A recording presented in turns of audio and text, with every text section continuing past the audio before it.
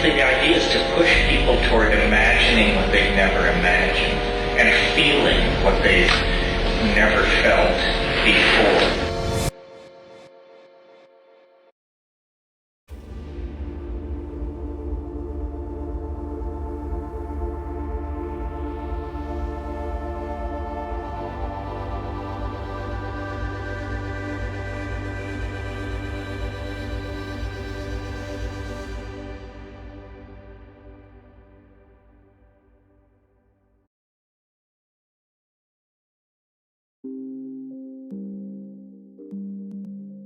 An old friend of all of ours, so I'd like you all to welcome Timothy Leary. Thank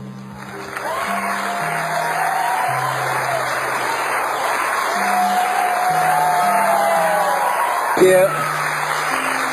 Yeah.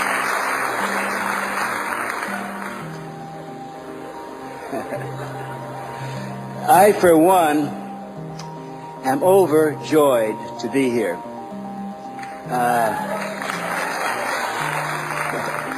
This is one of those special evenings that we will all treasure. Terence McKenna means a great deal to me. I would say he's one of the 5 or 6 most important people on the planet.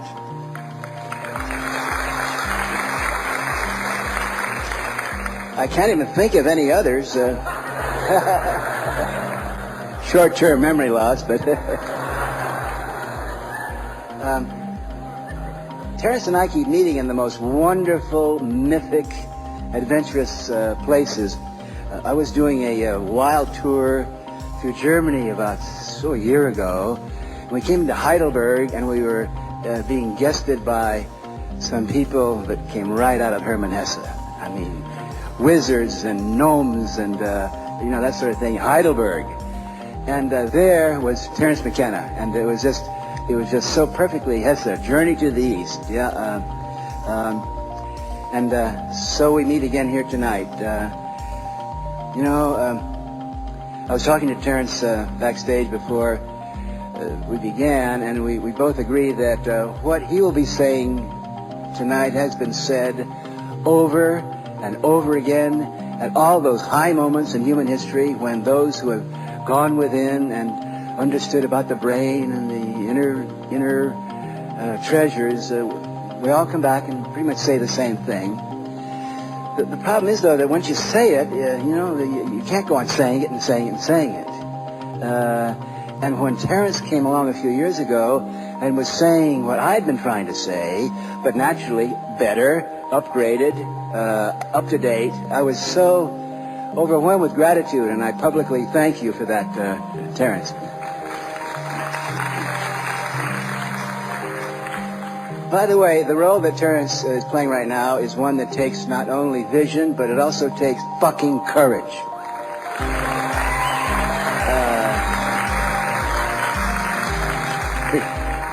We were saying backstage that Terence and I are a small group of philosophers who make our living not in the ivory tower, if you call it living, but just speaking it, chanting it, raving it, ranting it, and no one has ever done it with more poetry and elegance than the speaker tonight. I'm going to say one more thing, and then we will have what we've all been waiting for. Terence reminds us that all human wisdom, all energy comes from our beloved synergetic partners, the vegetable queendom. It all comes from the plants. Now, round of applause to the vegetables.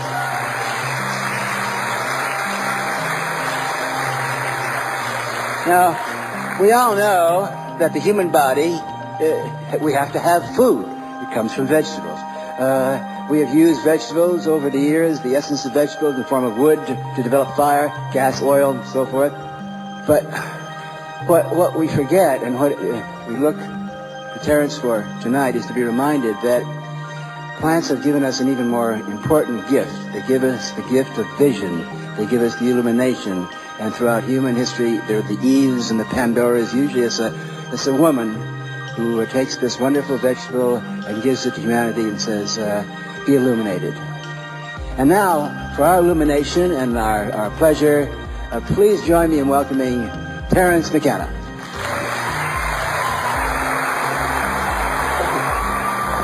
Good job.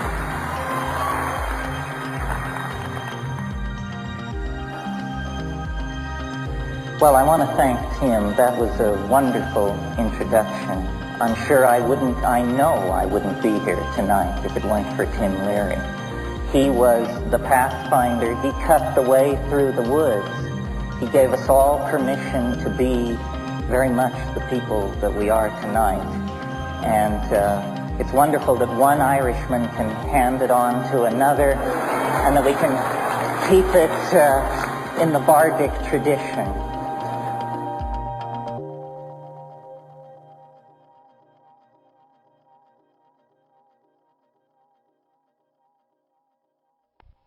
Wonderful.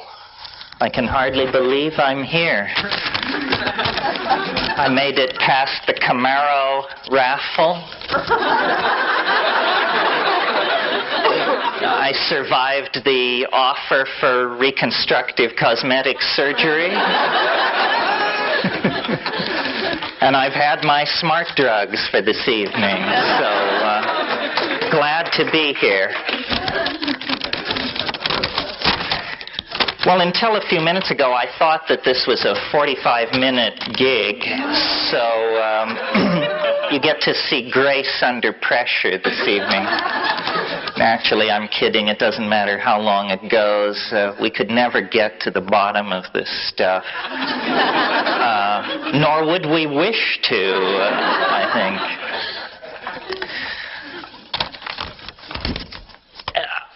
By coincidence, merely, I became 45 yesterday. So, sort of a good moment to do some summing up.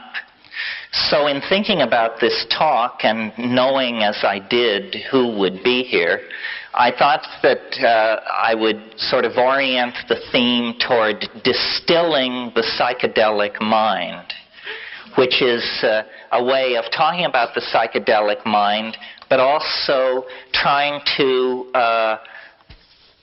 considering the amount of money you paid for this session, give you the entire shtick in one fell swoop, so that you would never have to attend a Terence McKenna lecture or workshop again. You could just move past that, turn the page on that kind of thing in your life.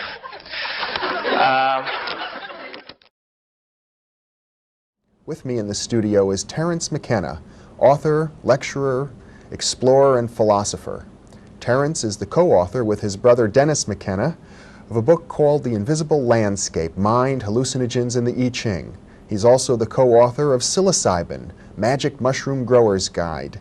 He is the author of a computer program called Timewave Zero, and he's the co-founder and president of an organization called Botanical Dimensions, which devotes itself to saving botanical plants used in shamanistic traditions throughout the world. Welcome, Terence. It's a pleasure to be here. It's a pleasure to have you here.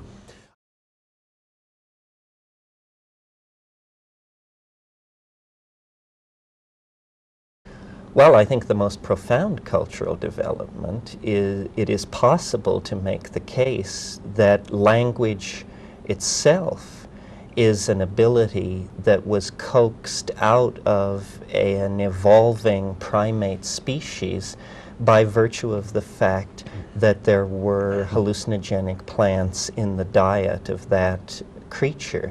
You see, psilocybin has been shown in low doses to actually increase visual acuity. Well, at the stage of evolution where human beings encountered psilocybin mushrooms, we were essentially baboon-like pack hunting hordes of veldt-living creatures in Africa. In that situation, a compound which increases visual acuity will give a tremendous adaptive advantage to the animals that are including it in their diet. And those animals not including it in their diet will be quickly eliminated by the process of natural selection from the evolutionary scenario. So it's possible to argue that this mind manifesting quality of the psychedelics actually conferred an evolutionary advantage on certain primates who then were able to bootstrap themselves to higher and higher states of reflective self-awareness.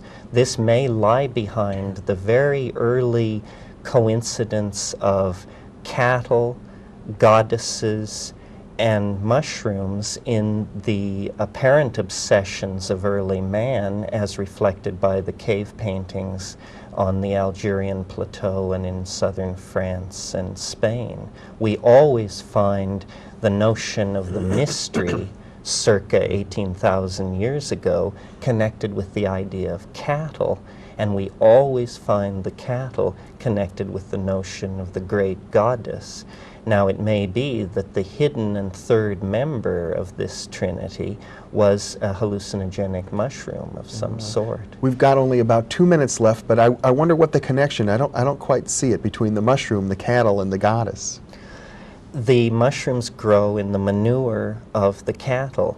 When the hunting packs of early primates followed along behind the cattle, they inevitably encountered the mushroom, ate it, had their visual skills thereby increased, bred more readily therefore, and survived more easily than their non-mushroom eating cousins.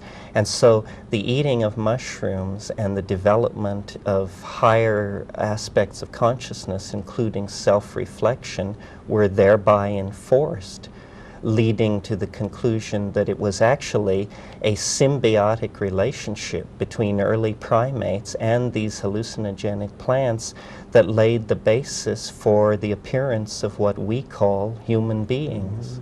Well, Terence McKenna, this is a very interesting discussion. You seem to be suggesting that our evolution, I suppose, from the animal kingdom into the human kingdom itself was catalyzed or triggered by our encounter with these hallucinogenics. And yes, we are an ape with a symbiotic relationship to a mushroom, and that has given us self-reflection, language, religion, and all the spectrum of effects that flow from these things. yeah, and one can only wonder how these hallucinogens might affect our future evolution as well. They have brought us to this point, and as we make our relationship to them conscious, we may be able to take control of our future evolutionary path.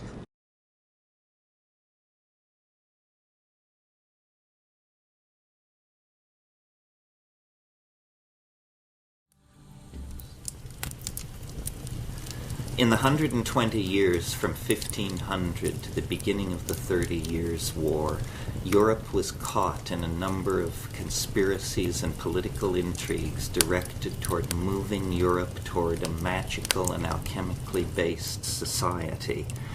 The Protestant princes of the Northern League of Germany, especially Frederick the Elector Palatine, came to culminate this movement, but its roots lie further back in the 1580s of the 16th century.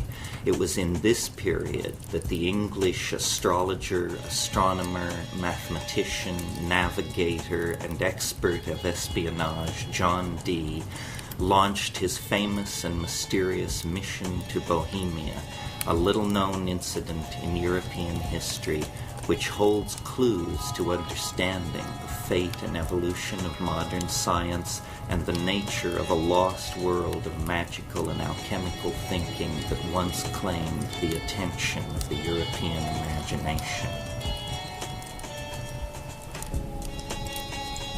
John Dee, the greatest mind of the Elizabethan era, friend of Queen Elizabeth, colleague of Sir Philip Sidney, converser with angels, mathematician par excellence, determined, under the influence of the mysterious Edward Kelly, that he was to be the center of an alchemical renaissance and a secret society that would lay the groundwork for the continuation of the dream of Astrea, the dream built around the Elizabethan Queen Elizabeth I.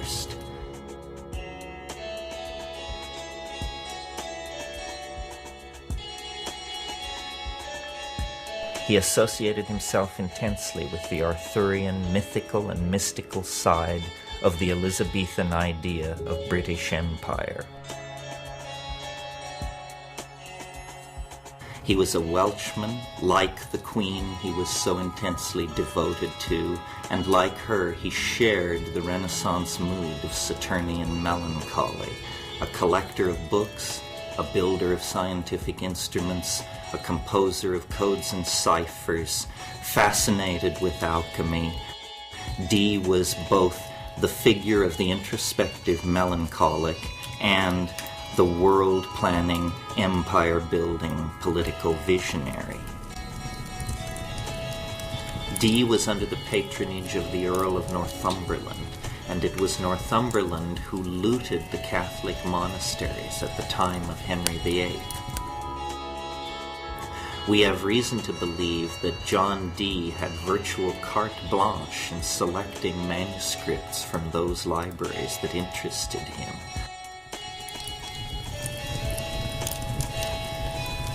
Not only was Dee a scholar of the classics and the magical past, but he was an intimate friend with some of the great movers and shakers of his own time, particularly Sir Philip Sidney and the entire coterie of poets and artists who had gathered themselves around Elizabeth, Astrea, to celebrate her reign and to make of her the paradigmatic sovereign of Europe that Dee believed led the way toward the establishing of a universal alchemical monarchy. It was essentially a poetic enterprise, as alchemy always is. Merlin, in the Arthurian legends, has come down to us basically disguised as John Dee. The image we have of Merlin is Dee's image. So Dee possessed an enormous power over the imagination of his contemporaries. They were in awe of his learning.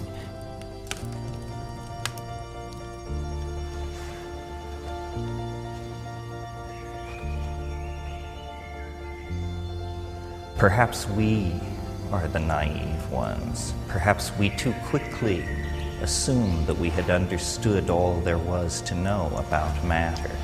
After all, even to this moment, we cannot locate the seat of the imagination in matter. We cannot trace the evolution of a human thought or hope in matter.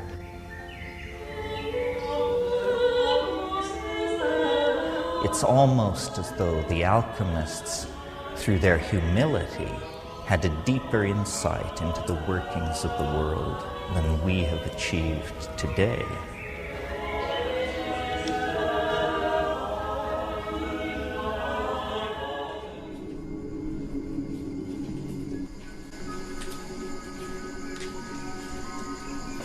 This is ground zero for the Rosicrucian Enlightenment.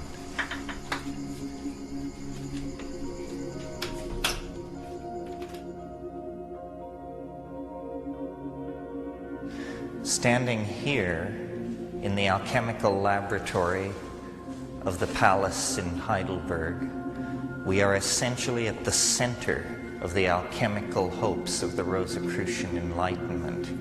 It was here in the years before the adventure in Bohemia that Frederick's alchemists, astrologers, and soothsayers toiled directly under the king's observation and control. Here came Michael Meyer, Heinrich Kundrath, the great names of alchemy. It's entirely possible that John Dee was in this room. It's entirely possible that Edward Kelly stood where I am standing now. it's almost impossible to conceive of the hopes and the fantasies and the labors and the dreams that have been generated by and are centered on this room and the objects in it. This is the last alchemical laboratory in the world to fully function before the rise of modern science. And these tools in many ways reflect the internal cosmology of the men and women who used them. This, for example, a typical alchemical distillery, is called the Pelican. Another example of the colorful nature of alchemical vocabulary. It's called the Pelican because it is associated with the myth of a bird which plucks blood from its own breast.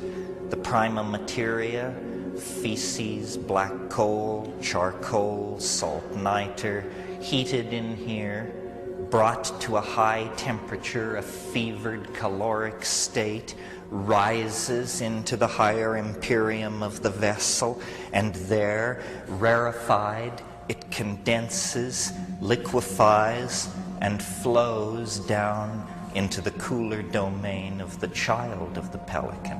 Here the essence is collected, the quintessence, and always the hope was that the next experiment, the next combination of materials would yield the elixir vitae, the lapis philosophorum, the completion that the alchemist sought.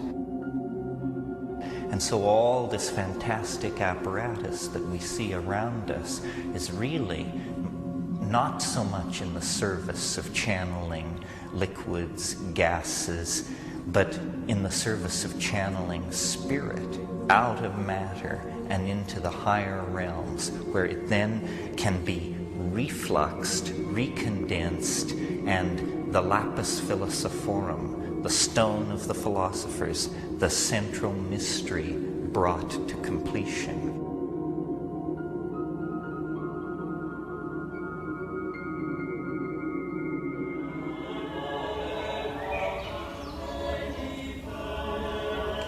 The transformation of matter into a universal panacea for the redemption of mankind. This was Dee's great passion. This was the overarching theme of his life, a deep, deep commitment to the reformation of society, and a deep, deep exhaustion and rejection of the values of Christendom that he saw betrayed all about him. And then by distillation, and then by coagulation, and then by concentration through firing, the alchemical body is brought to completion. These are processes that go on both within the chemical retort, the alembic, in the alchemist's laboratory, and they're processes which go on in the heart and mind of the alchemist. One process dissolves, another process separates the dross, the gross matter, from the precious, another concentrates the subtle essence, another raises the subtle essence to another level of refinement.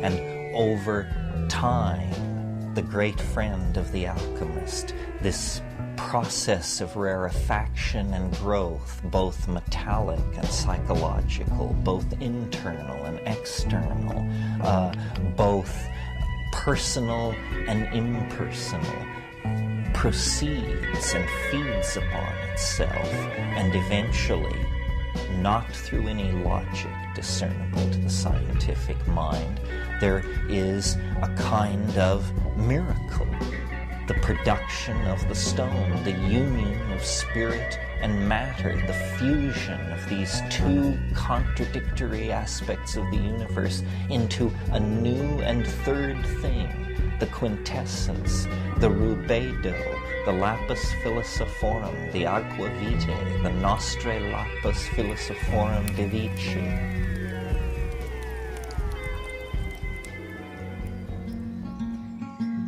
One of the most famous of all alchemical axioms is as above, so below, meaning always that in every small part of reality there is a tiny reflection of the great overstructure of reality, and in the largest structures are hidden the secrets of the smallest, and vice versa.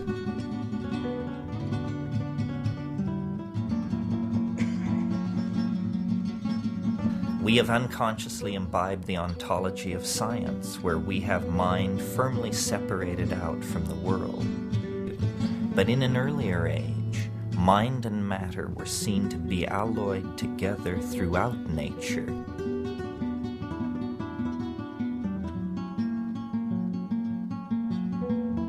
And I think it's very interesting that at this very high-tech moment in our adventure, the plants return and almost stand before us as a beacon and a promise. They stand for absolute Tao. They stand for the correct way for life to relate to its environment.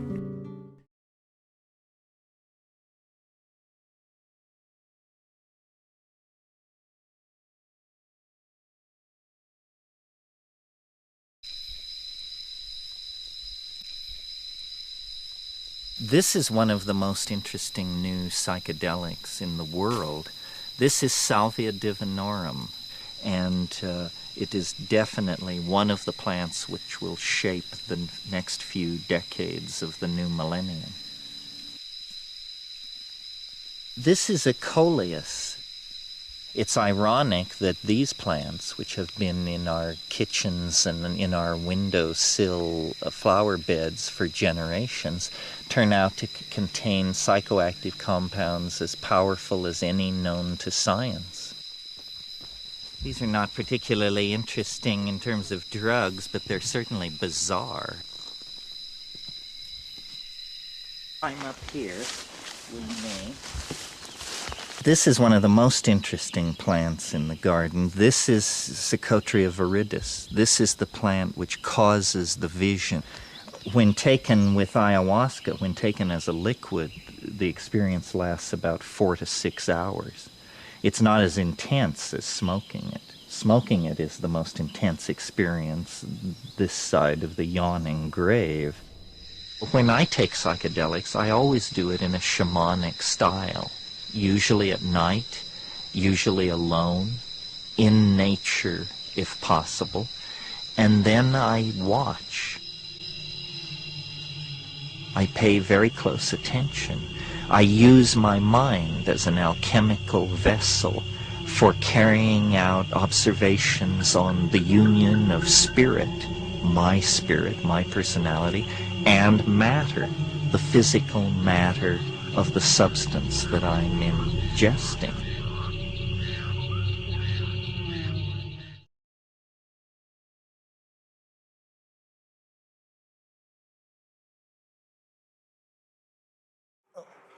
Building on Western psychotherapy as elaborated by Freud and Jung, one view of what psychedelics are is it's the part of your mind that you'd rather not do business with.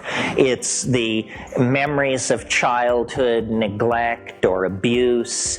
It's repressed kinky fantasies. It's, in other words, the Freudian idea of the unconscious, that somehow these are drugs which dissolve the boundary between conscious and unconscious mind, and then you can do accelerated psychotherapy because resistances have been pharmacologically overcome. That's one model. It's good as far as it goes. It just doesn't go far enough. Then there's another model, which I would call the traditional or shamanic model.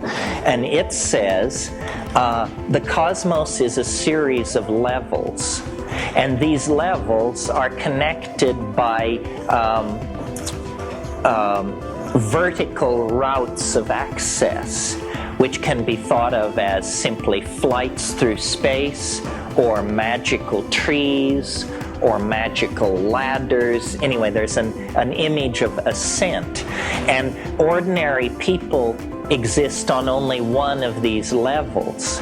But a shaman is not an ordinary person. A shaman is a superhuman person who has the power of animal allies behind them, and they can go up and down in these elevators that move between levels, and they can therefore recover lost souls, see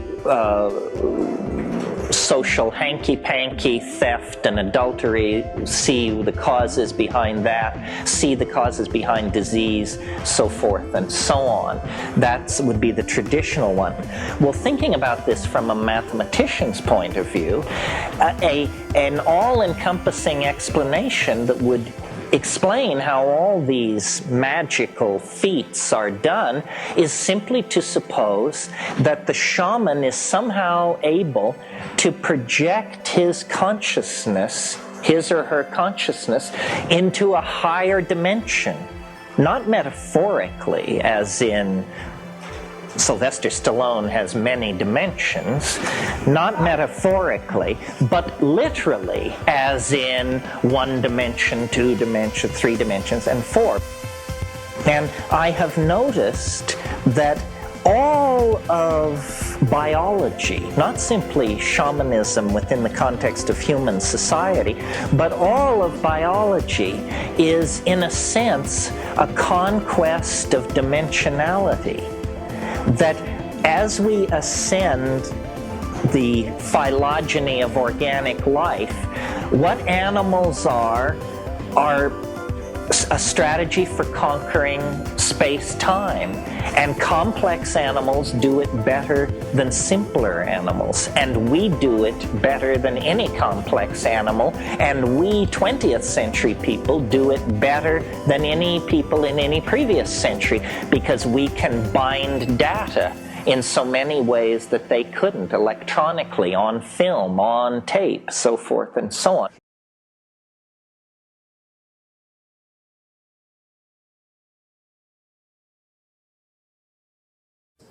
Because what culture provides is a bunch of rules, so you don't have to think, and a bunch of myths, so you don't have to think again. Culture has all the answers, you know. You want to know where people came from? Well, when the sky god got out of his canoe at first waterfall and took a leak, then we, the true people, appeared like ants, and we've been living here ever since. Oh, gee, thanks. I'm glad I asked. You know, this is what culture does for you. So,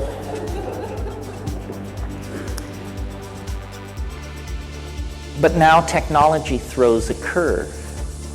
And the curve is that we live so long that we figure out what a scam this is. We figure out that what you're supposed to work for isn't worth having. We figure out that our politicians are buffoons. We figure out that professional scientists are reputation-building, grab-tailing weasels. We discover that all organizations are corrupted by ambition. You know, you get the picture. We figure it out. Well, then, as intellectuals, and anybody who figures it out is an intellectual, believe me, because they're slinging the programming to push you the other way. So then intellectuals, defined as people who figure it out, discover that you are alienated. That's what figuring it out means. It means you understand that the BMW, the Harvard degree, whatever it is, that this is all baloney and manipulated and hyped, and that mostly you have a bunch of clueless people who are figuring out which fork they should use. culture, and this is my message to artists and to anybody else who cares to notice, culture is a plot against the expansion of consciousness. And this plot prosecutes its goals through a limiting of language. Language is the battleground over which the fight will take place, because what we cannot say, we cannot communicate, and by say I mean dance, paint, sing, meme. What we cannot say, we cannot communicate. We can conceive of things that we cannot communicate. And I think every one of us here has done that. And that's a thrilling thing. That is the deep homework. The psychedelic inner astronaut sees things which no human being has ever seen before, and no human being will ever see again. But in fact, this has no meaning unless it is possible to carry it back into the collectivity. Well, the only way out of this, I think, is to, it takes courage, because you have to turn your back on your culture in the most profound sense there is, because there are many ways to turn your back on your culture. I mean, if everyone's wearing gray, you can wear green. That's one way to turn your back on a culture. But another way is to break its laws. Now that's a little more serious and, brings in big philosophical issues. But in fact, the culture is an enormous arrow pointing, go this way. And you know what lies that way? Impoverishment, madness, degradation, and death. That's where the culture is pointing. You can see it.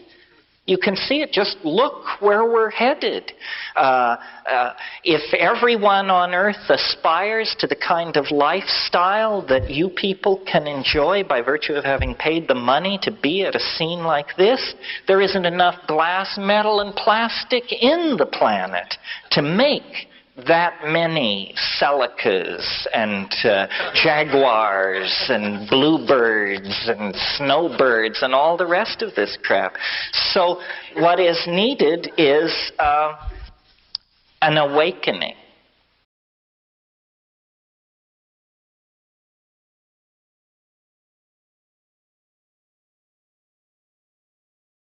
For me, at about the hour and 20-minute mark, give or take, not more than 5 minutes, it begins what's called streaming. Streaming is when you close your eyes and there are after-image colored globs of stuff floating by, either colored mauve or chartreuse. It's pretty trivial. But you just watch. And part of what you have to train people to do is, it's weird, people don't know how to look at the back of their own eyelids. People don't know how to look at darkness. And so what I say is, close your eyes, sit in darkness, and watch the back of your eyelids with the simple expectation that you might see something. Close your eyes and look. Well, then the streaming gives way to the first wave, which is usually pretty steep. I mean, I've had trips where I could see it coming toward me, and it was 100 miles wide and 10 miles high, and it's just like a tidal wave, and you say, oh my God, what have we done here? Raise this thing up, and it's just roaring toward you, and there's nothing you can do then, except I just say to it, I'm yours, please don't hurt me. Please, for Christ's sake, don't hurt me. And it's like watching a thermonuclear explosion through about 30 feet of crystal clear glass. I mean, when I do it in California, I have the feeling that when the thing hits, everybody from Vancouver to Tijuana must have just had to crawl under their desk, because the idea that this is in your mind is inconceivable. I mean, it hits with the force of an asteroid impact or something like that. And finally, you know, in a sense, you lose consciousness because you can't say what goes on. It's just so extraordinarily boundary dissolving that there's no there, and there's no you there to tell you about it. And then you begin to drift down through the layers, and it presents itself. And it can present itself all kinds of different ways. I remember one trip I had, I think it was this same trip, the 100 miles wide, 10 miles high thing. This wave came at me, and I barely had time to lay down.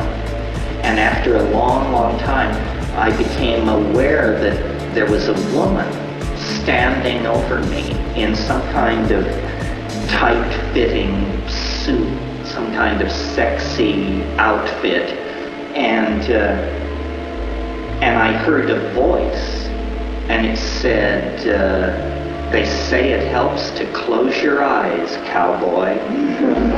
And so I closed my eyes,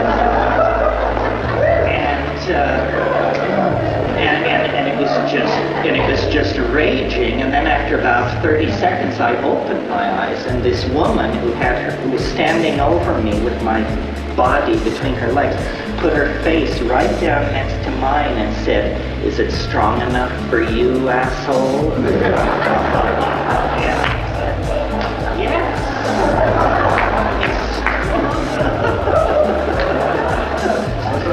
So, you know, the humor of the thing is amazing. It can come at you so many different ways. And then the conversations take place, and they can be anything. The other thing you can do with mushrooms, which is really fun, is you can say to it, "Be MDMA," and it will just drop its outer space-ish garb and all that, and it will be MDMA. You can say to it, "Be LSD," and it will be LSD. And then, as I said, the scariest thing to say to it is, "Show me what you really are for yourself." And at that point, it just begins to come apart, and you can't stand it. After 40 seconds of that, you say, "I'm sorry I even asked. You know, reassure me." And because you have the sense, you know, my God, this thing is what it seems to be. It's a galactic intelligence. It's 1 billion years old. It's touched 10 million worlds. It knows the history of 150,000 civilizations. It's beyond your possibility of conceiving, and why it is communicating with an organic atom like yourself is not entirely clear.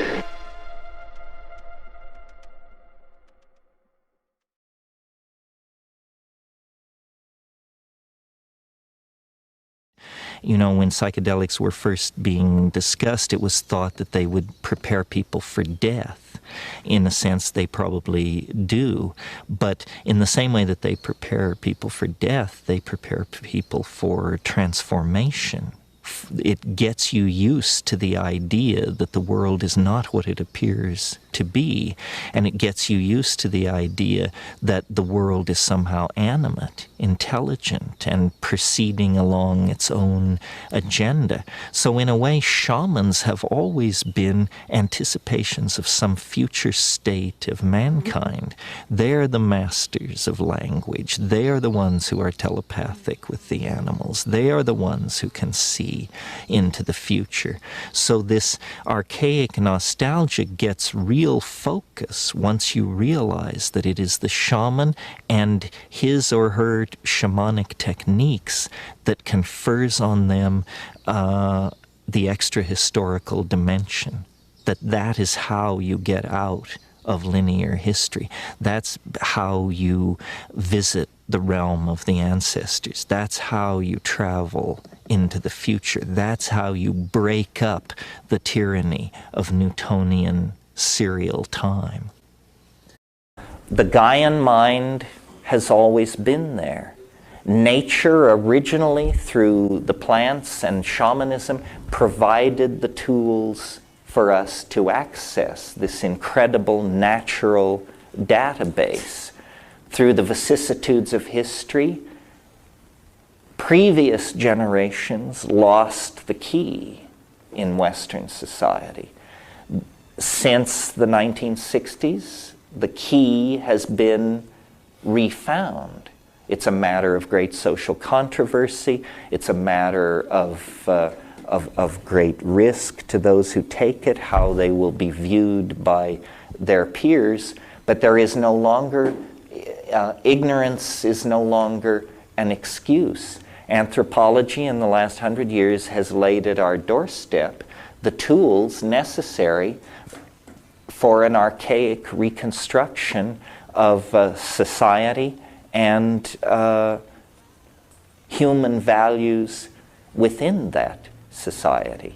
It's inconceivable that Western industrial capitalism could run on another 500 or 1,000 years. It will not continue as it has. It will deteriorate under the pressure of resource scarcity. And what few democratic values we have obtained, what little space for reasoned discourse has been created, will be the first to be swept away. So it's very, very important that people take back their minds and that people analyze our dilemma in the context of the entire human story, from the descent onto the grassland to our potential destiny as citizens of the galaxy and the universe. We are at a critical turning point. And as I say, the tools, the data that holds the potential for our salvation is now known. It is available. It is among us. But it is misrepresented. It is slandered. It is litigated against.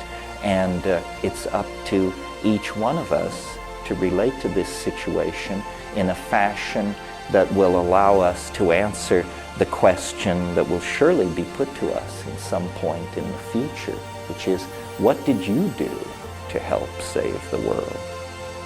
History is some kind of a phase transition. It only lasts about 25,000 years. Some people think that's a long time. Some people think it's a short time. It depends on where you stand. I think of it as snap. You know, one moment you're hunting ungulates on the plains of Africa, and the next moment you're hurling a gold ytterbium superconducting extrastellar device toward Alpha Centauri with all of mankind aboard in virtual space being run as a simulation in circuitry.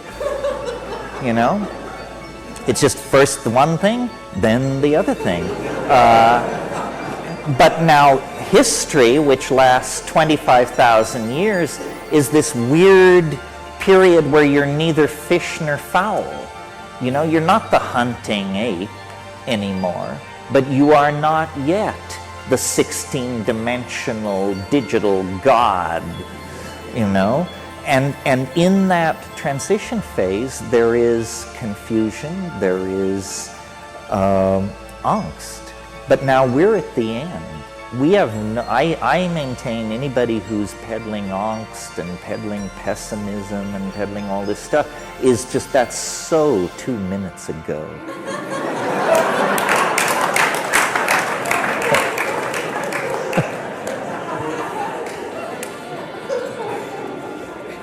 Question.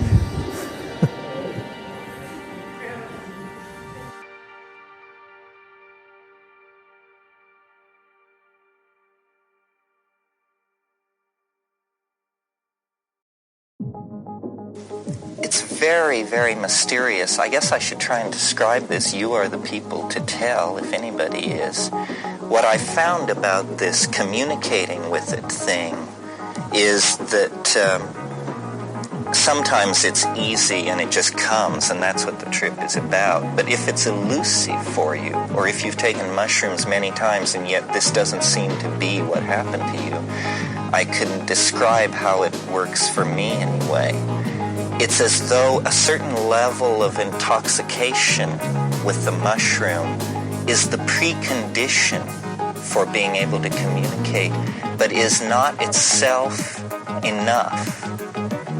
So that I will feel the levels building in my body, and I will be very stoned, and then I will come into this place where I will say, now it is possible to invoke the spirit in the mushroom. And then I invoke it, and it's a pretty straightforward thing. I remember an old I Love Lucy thing where Ethel is asking Lucy how she gets in touch with the flying saucers. And she says, I just say, come in, little green man, come in, little green man. It's almost like that. In fact, it is like that. No, they're not green. What I do is I get the feeling, which is, I call it, it's almost like, I'm embarrassed to tell this kind of stuff. It's a feeling of being very Irish. It's a feeling of elfinness.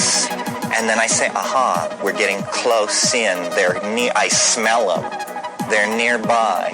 And then I just say, you know, show.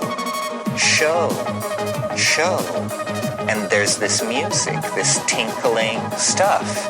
And it begins to get stronger. So I say, you know, come in, little green man, come in. And then it gets louder and louder. And then finally, once you get the valve open, you don't have to worry. It will pour through as long as you can watch it and be with it and sing with it. And it is obviously the basis for the idea of elves and elfin energy and little people who make jeweled machines and play musical instruments and live in the mountains.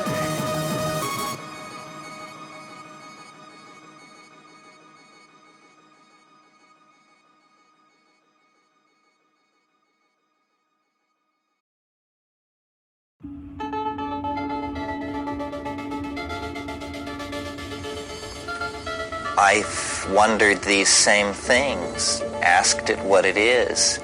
It seems to be able to present itself many different ways. I mean, it can be almost like a robotic, cybernetic, disembodied kind of thing. Or sometimes it's like, you know, your girlfriend in hyperspace. It has this very sexy kind of, I don't know, these funny vibes to be coming off a pharmaceutical product.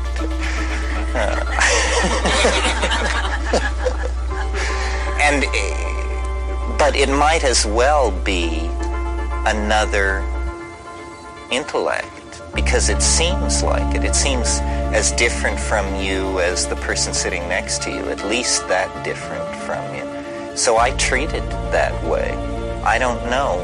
You know, perhaps people have always heard voices in states of high agitation or stimulation. We don't know what to do with that kind of thing because it's not in our tradition, but it's a shocking reality. I mean, for anybody who thinks plants don't talk, it's a real life reorienting experience to have one then harangue you. And I didn't think plants talked. I had friends who claimed this, and my dream was really to figure out what these people could possibly mean.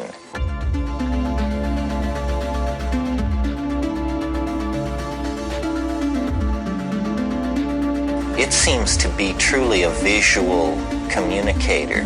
Its mode is vision. It shows you what it intends. But the mushroom actually speaks. It delivers itself of little aphorisms, You know, I'm sure you've heard me try to sum them up for people. I mean, it said things to me like, man must have a plan. If you don't have a plan, you'll become part of somebody else's plan. It said, nature loves courage. The way nature responds to courage is by removing obstacles. Well, these are things that your middle track Zen guru could probably come up with. But then it says other things which are completely puzzling. It says things like, what you call man is time. And then sometimes it is humorous. I mean, hilariously, insanely humorous. It's like having Groucho Marx in bed with you. I mean, so sometimes it has a certain Rod Steiger-esque kind of Jewish persona. I remember one conversation I had with it where I was said, "What are you doing here?" And it said, "Listen, you're a mushroom, you live cheap."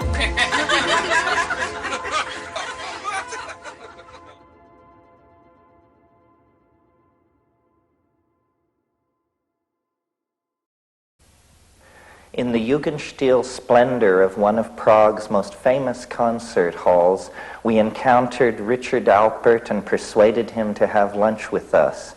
Alpert, who now calls himself Ram Dass, is one of the most enduring figures from the American cultural upheaval of the 1960s.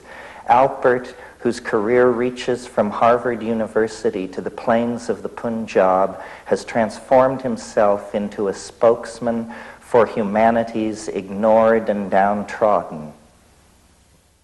Well, when you look, you mentioned in your talk the other night, since some people think the 90s are going to be a second turn of the spiral,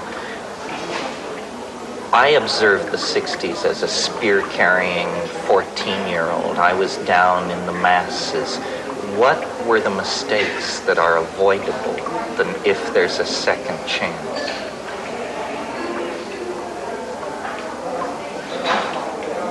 They're inevitably going to be avoided.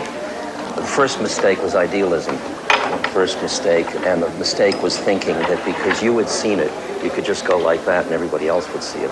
And you could just say, it's all love, and then everybody would love. I mean, it was a naivete. It was naivete. It was not working on ourselves deeply enough to be without the clinging of mind that made us try to use it. It was our lurking righteousness that got in our way. Can you make a revolution, though, without an inner righteousness? That's the far-out question of where would the action come from? And there's this line in Buddhism that says, out of emptiness arises compassion. And what I experience is that there is a way in which I can sit down in front of a truck or feed a person or go make love or go surf, and there is an appropriateness in every one of those acts. And for me to hear that, I've really got to shut up. And my work is to keep shutting up, to hear which one it is. And if it is a revolution, it's a revolution. So be it. Mm-hmm. So be it. You know the story of the monk and the army general, and the army general's disemboweling all the monks? And his reputation has spread far and wide as a cruel, cruel man. And he comes into this village and he says to his adjutant, "Tell me what's happening." And the adjutant said, "All the people are frightened, they're bowing down to you. All the monks in the monastery have fled to the hills but one monk." And the general is outraged about this one monk.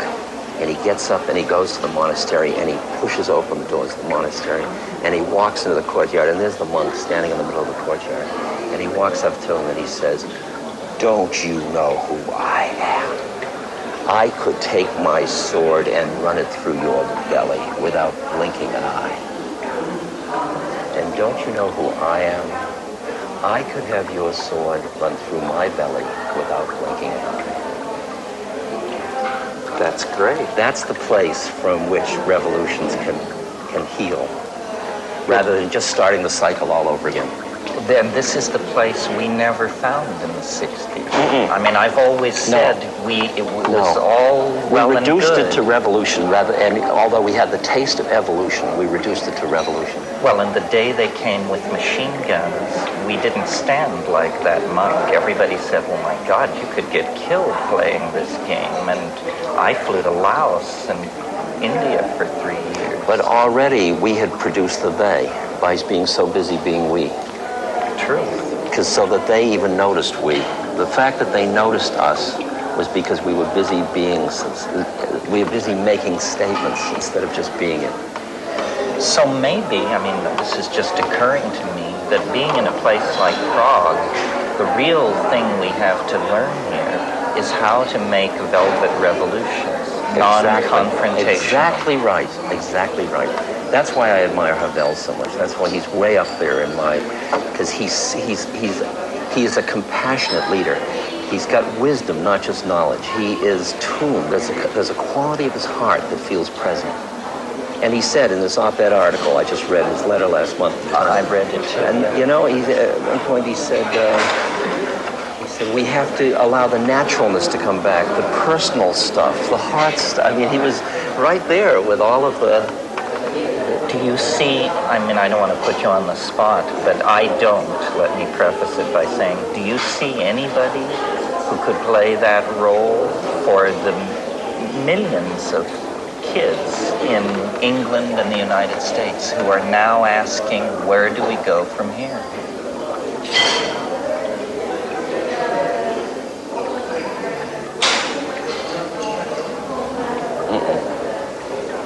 No.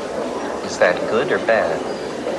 I guess the situation hasn't demanded the emergence of that being it. Of those kinds of... Because it can't be anybody that comes forward and says, I'm it. Oh no, it has to be someone who the people But the say situation you're can it. demand the formation. I mean, you watch, does the man make the time or the time make the man? You know, and you can feel how what took a certain person 20 years, like to ride a bicycle, somebody later on can ride a bicycle like that because the whole culture rides bicycles. There's some, like, process where the situation emerges where the person has to come forward and they're just forced out. I mean, I go and I look at all the senators that are running for this or that, and I go to breakfast with them and I listen and I tune. And Jerry Brown I hung out with, and I said, you know, he's got interesting ideas, but as his heart, my God, he's got work to do. This poor guy, he's suffering so much.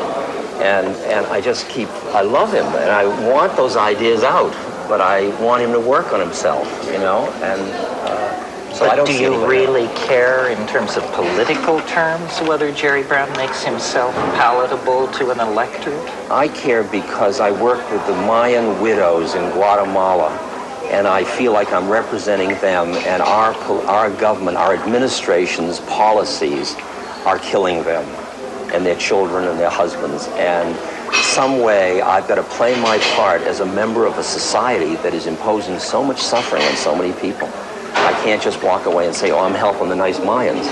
I've also got to realize I'm an American citizen that's hurting the Mayans, and I've got to play both games to change one way and to do the other thing. So there's a kind of,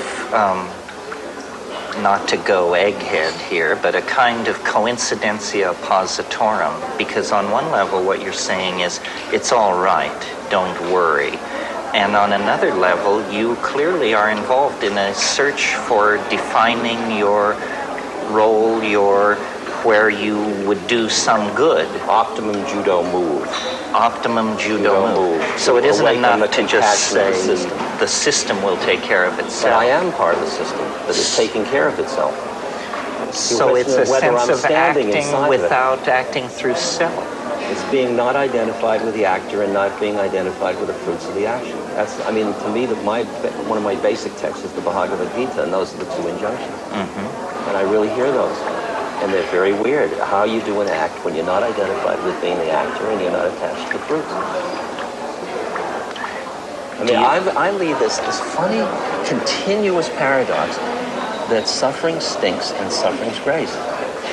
And I live with both of those all the time. Well, I think most people do, don't you I think most people have taken a position. Oh, that suffering is bad, they hate it, they want to keep it away or that from it's grace and it's, lovely.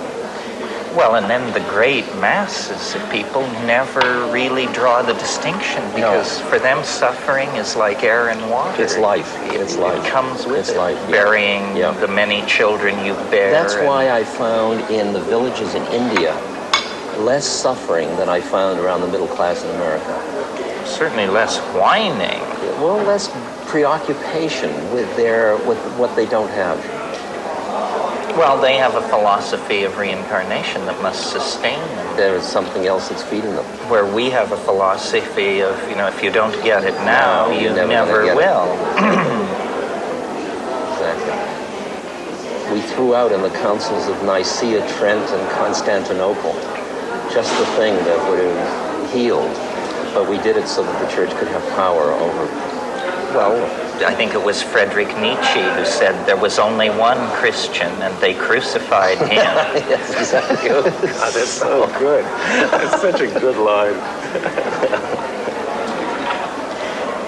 Well, I was asking you, what did we do wrong in the 60s? Yeah, okay. One thing that has occurred to me, and I certainly felt it with my friends, was we assumed it would go on forever.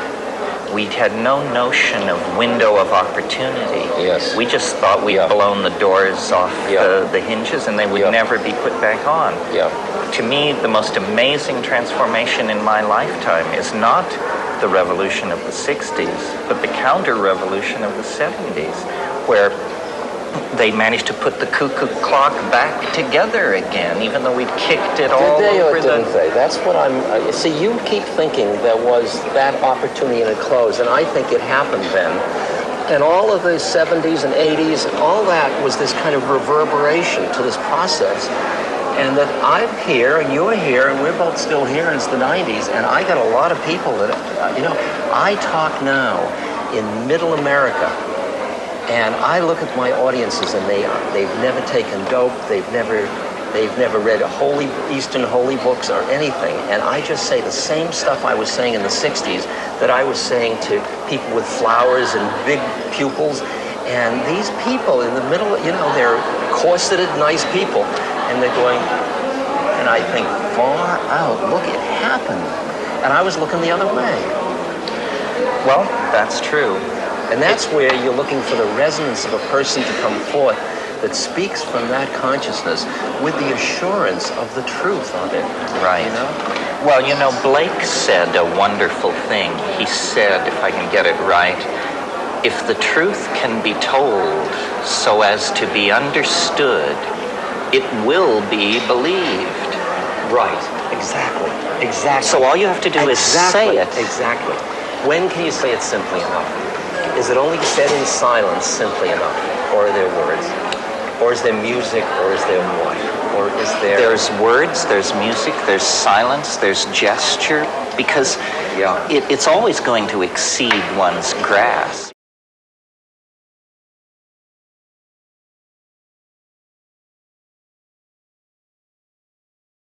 To this point, what I've said could be imputed to be just talk about a superb psychedelic drug. And so they're saying, so this guy advocates the use of a superb psychedelic drug. Seems reasonable or unreasonable, depending on where you went to church. But it's not that paradigm challenging. But what is paradigm challenging is the content of the experience. The content of the experience is completely mind-boggling, completely befuddling. I don't know what we're going to do with the content of the experience, because fully gotten out and fully discussed and fully realized, it's not going to leave one brick upon another in the cheerfully naive edifice that our half-baked civilization has erected as universal truth. Science is not going to be able to survive the encounter with the psychedelic experience, because it is not an encounter with the Freudian, the repressed memories of your miserable and battered childhood or whatever it is you went through, and it isn't even an encounter with the miserable memories of the battered childhood of the human species that we all went through, a la Carl Jung. That is all there. But that's in the hallway where you hang your hat and the antechamber where they take your coat. The main event, folks, doesn't even have anything to do with the psychology of human beings. The main event is another dimension.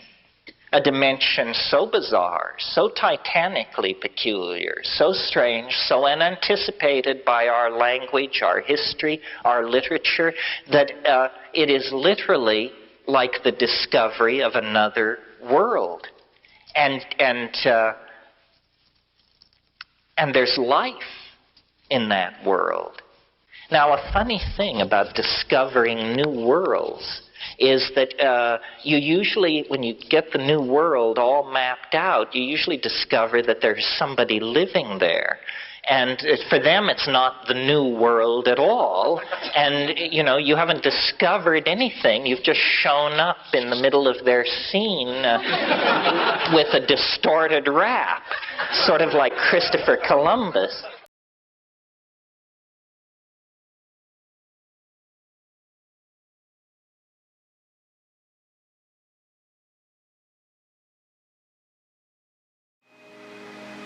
The first thing that happens is that there is a sense as though all the air in the room had been sucked out. All the colors brighten. This is that increase in visual acuity. All edges become sharp. Distant things stand out in their clarity. This is at one toke. At two tokes, you close your eyes, you feel a sense of anesthesia seeping through your body. You close your eyes and you see a floral pattern rotating in space, usually yellow-orange. People who do this occasionally, and nobody does it a lot, call it the chrysanthemum. It's a floral pattern, like a pattern in a Chinese brocade. This forms and stabilizes, and then you either break through it or you require one more toke. So, you take, let us assume, a third toke, long and slow, through a glass pipe. You vaporize this stuff, and you take it in and in and in, and there is definitely somewhere in here a threshold which you must exceed. And when you do that, this membrane-like thing, this chrysanthemum, will actually part, and there is a sound like the crumpling of a plastic bread wrapper or the crackling of flame. A friend of mine says this is the radio intellecty of your soul exiting through the anterior fontanelle at the top of your head. Could be. In any case, this crackling sound and a tone,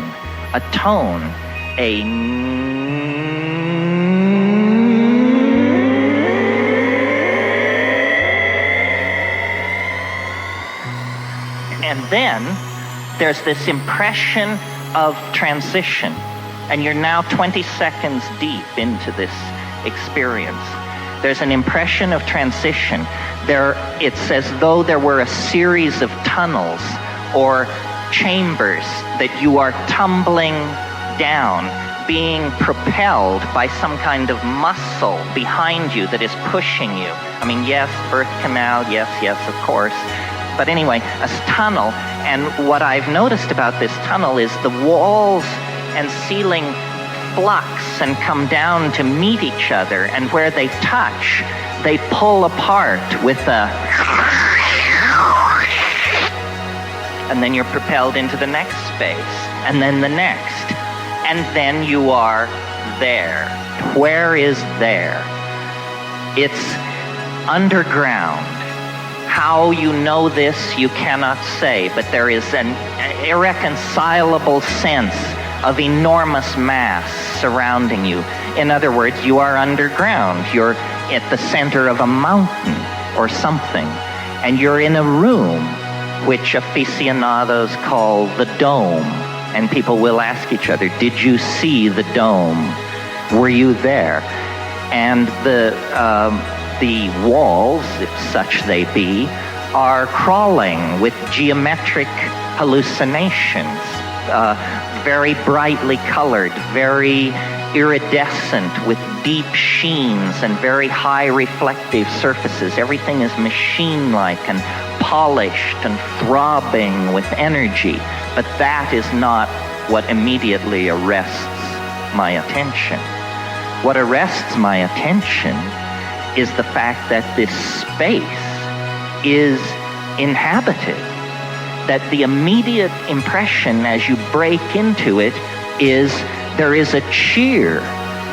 You break in to this space and are immediately swarmed by squeaking, self-transforming elf machines. These things which are made of light and grammar and sound that come chirping and squealing and tumbling toward you, and they say, hooray, welcome, you're here. And my immediate impression, no matter how many times I do this, and I've done it maybe 30 or 40 times, which isn't a lot in a lifetime of worshiping it, my immediate impression is that they are welcoming. Hooray! Welcome! You're here! How wonderful that you're here! You come so rarely. We're so delighted to see you.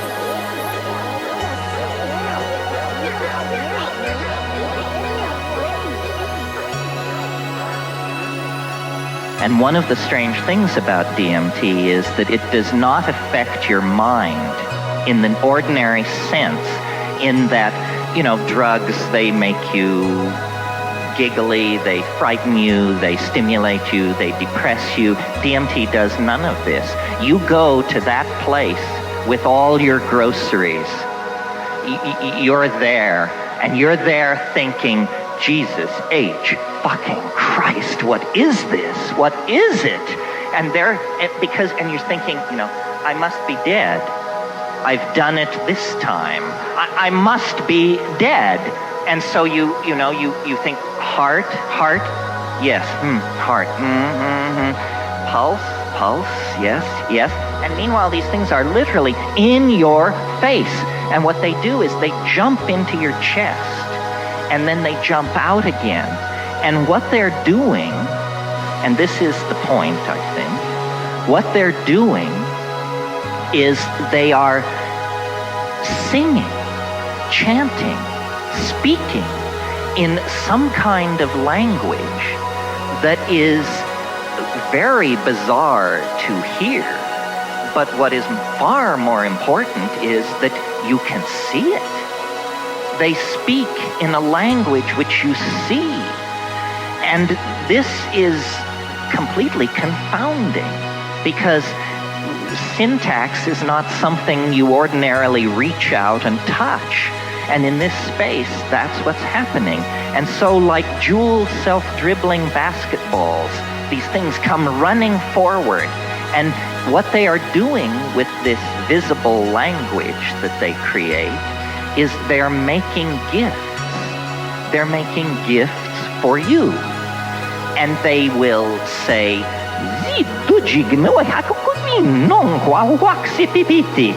which condenses as something which looks like a cross between a sop with camel, a Havana cigar, a piece of abalone, an opal, and nookie, and they offer it to you. And you're looking at this thing, and as you look at it, it also transforms, changes, speaks, sings, undergoes metastasis, undergoes metamorphosis. And these things are just accumulating. And each elf machine creature elbows others aside, says, look at this. look at this, take this, choose me. This state of incredible frenzy goes on for about 3 minutes, and all the time the elves are saying, don't give way to wonder. Do not abandon yourself to amazement. Pay attention, pay attention. Look at what we're doing. Look at what we're doing, and then do it. Do it. And it's this thing where then everything stops and they wait, and you feel like a torch, a spark lit in your belly that begins to move up your esophagus. And eventually when it reaches your mouth just flies open, and this language-like stuff comes out. Acoustically, it's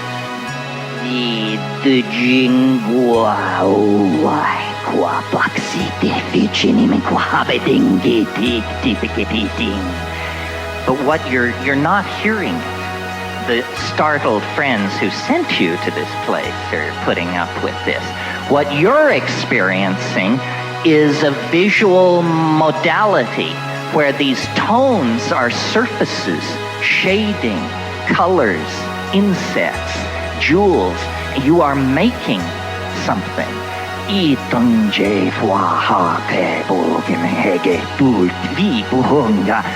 Erase, move forward, add cerulean, put in stippling. It's that sort of thing. And they go mad with joy when you do this.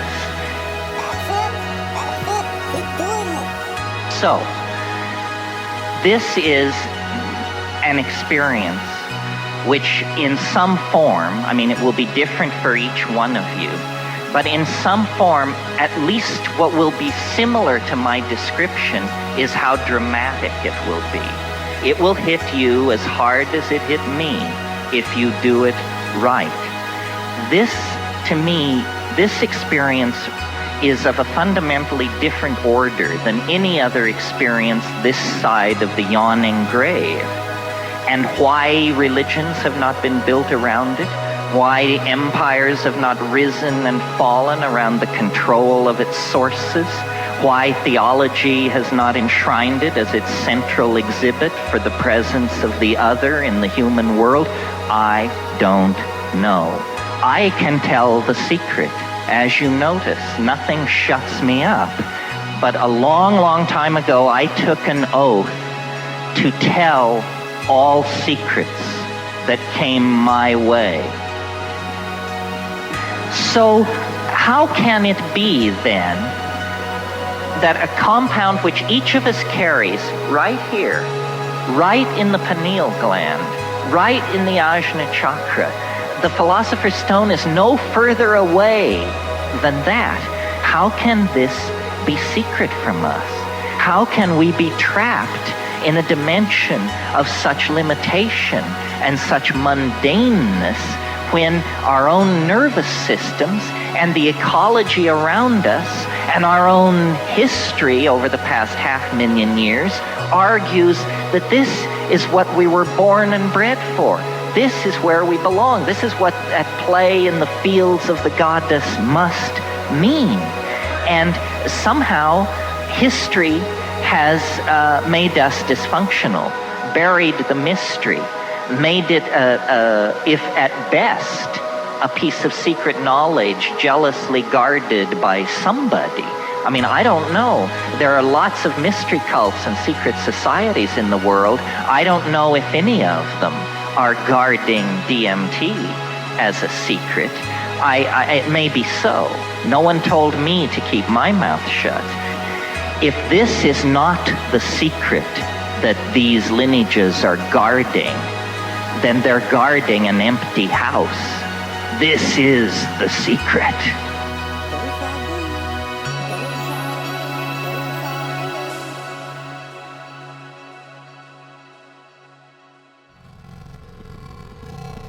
The Western mind is very queasy around these experiences that cast into doubt its cherished illusions about how reality is put together. And when you get to DMT, you have hit the main vein.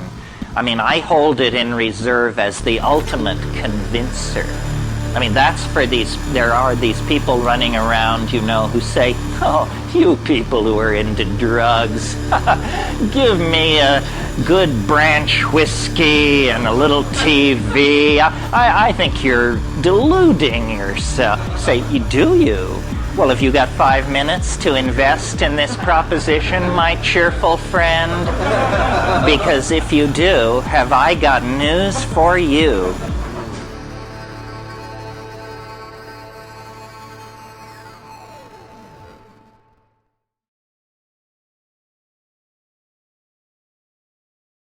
Doke.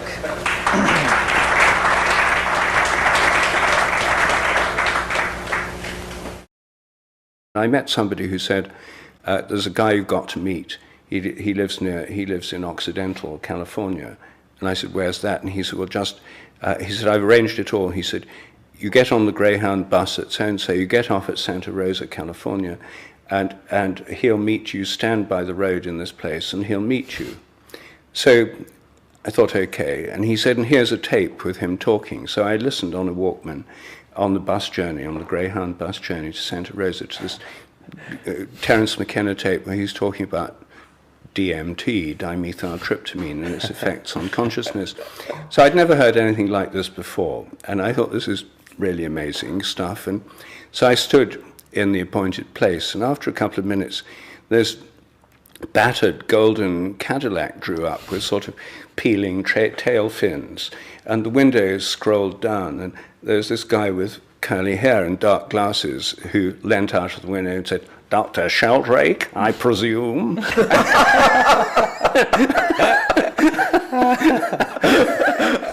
I think that our evolutionary history is rooted in the past, but I've been reading on my journey here this novel, On the Edge, just published in England last week by Edward St. Aubyn.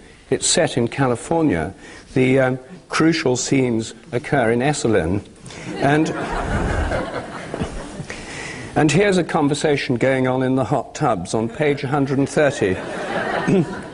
According to Terence McKenna, said Flavia, who happens to be a genius instead of an arrogant British jerk,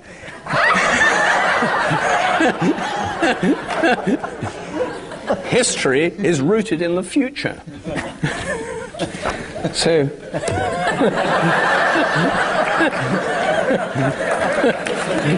And when I returned to California, I was standing on a street corner in Santa Cruz in white pajamas, and a car stopped. An old friend from a previous lifetime said, "There's somebody you have to meet. Get in the car." I had nothing to do. It sounded okay, and in that time, I believed that everything goes perfectly. You just go along with the flow, as they said. I didn't know it would be a 2-hour drive. So I got in the car, there was the 2-hour drive to Berkeley, and I was literally dumped out of the car on Terence's front step. I never heard of Terence at that time, 1972. Mm-hmm. And I went in, and what happened then, I would still say, although we've had many wonderful talks and exciting, thrilling, and nutritious times in the meanwhile, that was quite a miraculous chat. Many subjects came up. How to grow mushrooms, outer space, I don't know, anything you could think of, all passed by in the course of an hour or two. In this way, we became friends. We're going to be talking with Rupert Sheldrake, one of Britain's most controversial natural scientists. Sheldrake is the proponent of a theory called morphic resonance. He believes that the presence of the past actually impinges on processes in the present and the future. In other words, our world is as it is because of how it once was. This is not a genetic theory, not a theory of natural selection, but a field theory which holds that actions and situations in the past are able, through the mere act of having happened, to shape future and present events. Rupert, this immense Baroque building is the Museum of Natural History in Prague, and I wanted to bring you here because I thought it would be an appropriate place to discuss your ideas, because after all, a museum is a kind of archive of morphology. Exactly. With these stuffed animals and skeletons are like photographs, snapshots of forms frozen. But of course each animal behaves and moves, each animal develops as an embryo to its adult form, and each one evolves. So it's triply dynamic. We have to reconstruct that in our minds. But the whole thing really is a reflection, I think, of the memory behind each species. Each species is the repository of an entire process of memory. Well, now this is the part of your thinking which goes well beyond orthodox theoretical biology. Say a bit more about that. Well, the orthodox view is that all these amazing forms and all the behavior and instincts that the animals expressed were all coded in the chemical genes. So a materialist theory. That's a materialist theory. I think it goes far beyond that and involves a memory of instincts, a memory of behavior, a memory of form. That is not materially based. Not materially based. A collective memory on which each species draws. But in a case like that, then how is it possible for new form to emerge at all? Well, this is where novelty comes in. Well, no one can account for novelty except perhaps yourself. So he took me to his A-frame in Occidental. You had to go up a sort of path, and you had to pass a hut. I wondered what was in the hut. He showed me later it was full of mushrooms. He had to go and vaporize them every few hours, humidify the atmosphere. Right. Anyway, Ralph Abraham, his friend, was staying there, and Ralph's a chaos mathematician at the University of California at Santa Cruz. He's still there. And these two guys were just talking. They met, to talk to each other. And I just sort of parachuted into this discussion. Ralph was there anyway. And we started talking, and 48 hours later, we were still talking. We had a little bit of sleep and ate a little bit. But, I mean, this was the most interesting conversation I'd ever had. I think, therefore, that the premises on which this whole Ralph called it a fantasy, a paranoid fantasy. The premises on which this is based. That helped.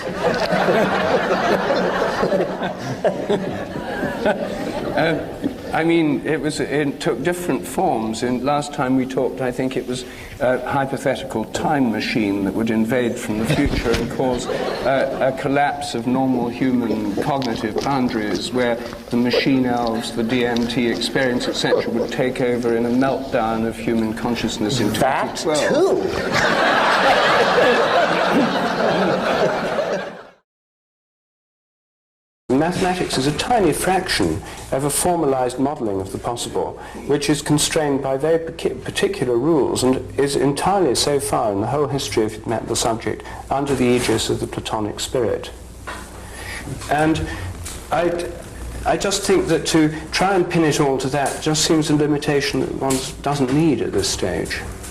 I mean, it may be helpful, it may be interesting. My God, I see why they're alarmed now.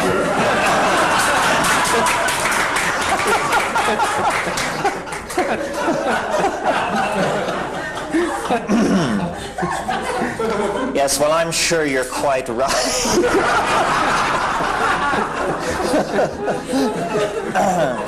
So what you're really calling for is the rebirth of poetry.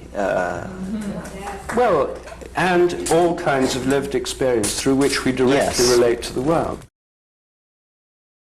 You could pick up the newspaper tomorrow and prove me wrong, but this thing has already I'll prove you wrong today. Outlived itself many times. So you say.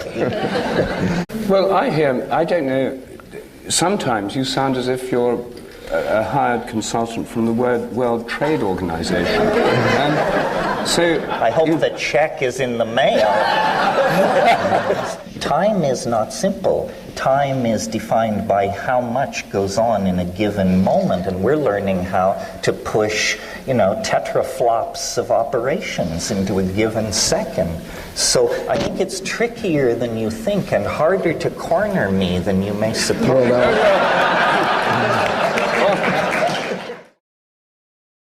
Now we have the great good fortune to be approaching the end of a millennium. Would it be redundant to say this only happens once in 1,000 years? Yes. And it's extraordinarily fortunate. Once I was in England and I ran into somebody I hadn't seen for 20 years, and I was amazed, and I said to Rupert, how often does one get a chance to meet someone one hasn't seen for 20 years? And he said, well, I dare say, I suppose every 20 years or so. To me, all of these things are intelligence tests. And the people who pass the intelligence test are not worrying about pro bono proctologists from other star systems showing up unannounced in their bedrooms. So, we have perfected politeness. We have perfected the ability to listen to damn foolishness without betraying by so much as the flick of an eyebrow that we realize what we're in the presence of. Now I think it's time to refine our mathematical skills, learn to think straight, and not be afraid to denounce the pernicious forms of foolishness which are vitiating the energies of our community and making us appear marginal and absurd in the discourse about truly transforming society.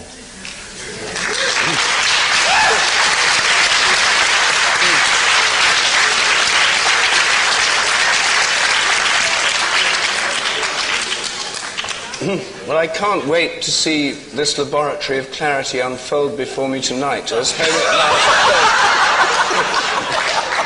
and as all nonsense is dispelled, as the scalpel of reason is brought out by Terence. Yes, well, it is an ambiguous enterprise and fraught with contradiction, but forward, ever forward.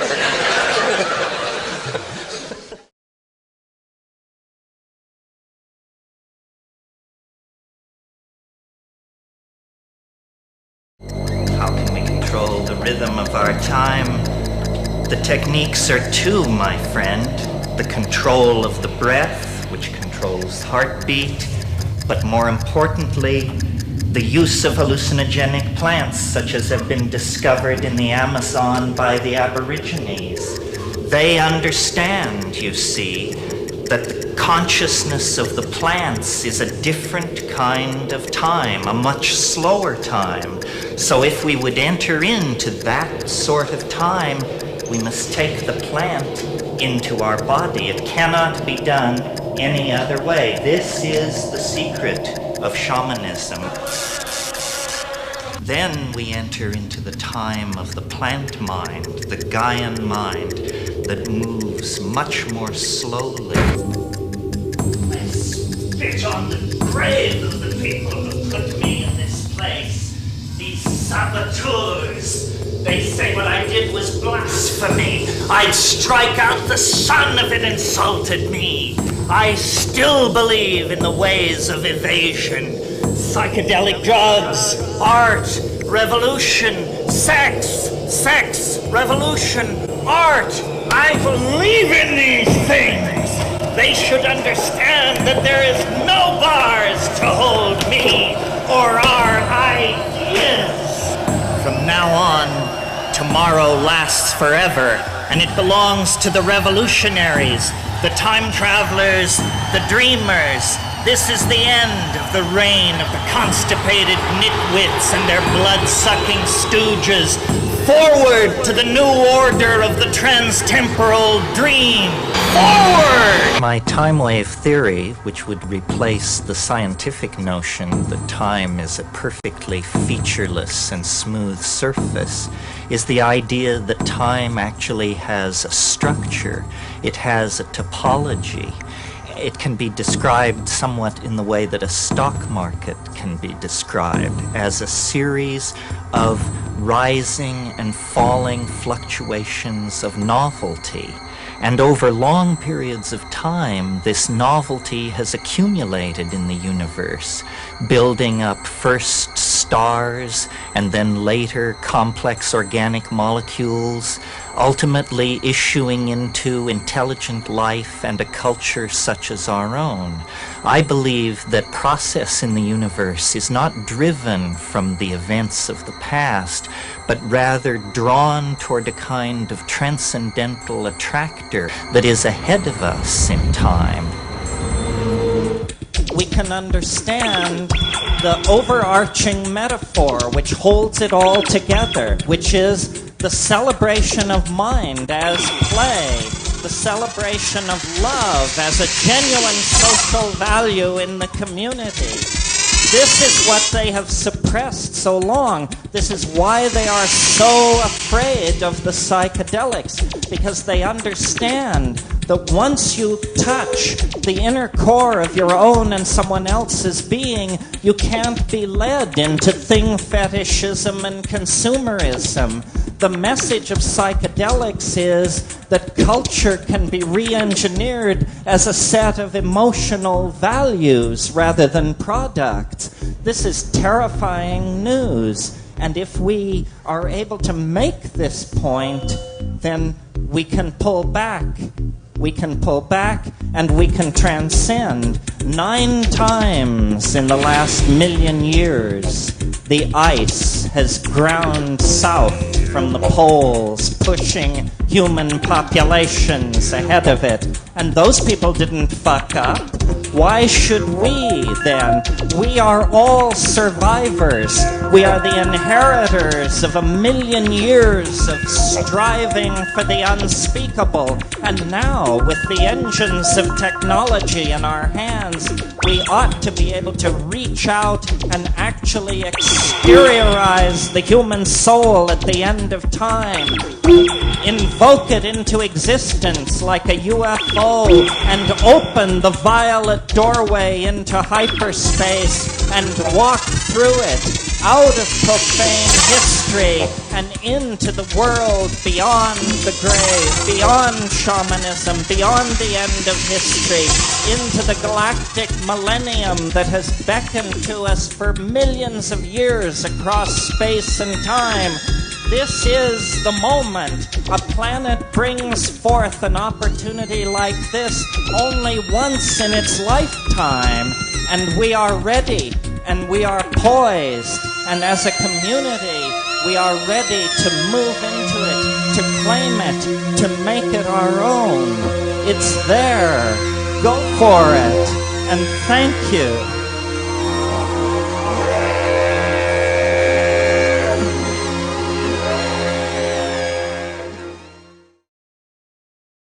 History has these dominator types by the balls, and it's not going to let up. You know, history is a psychedelic experience.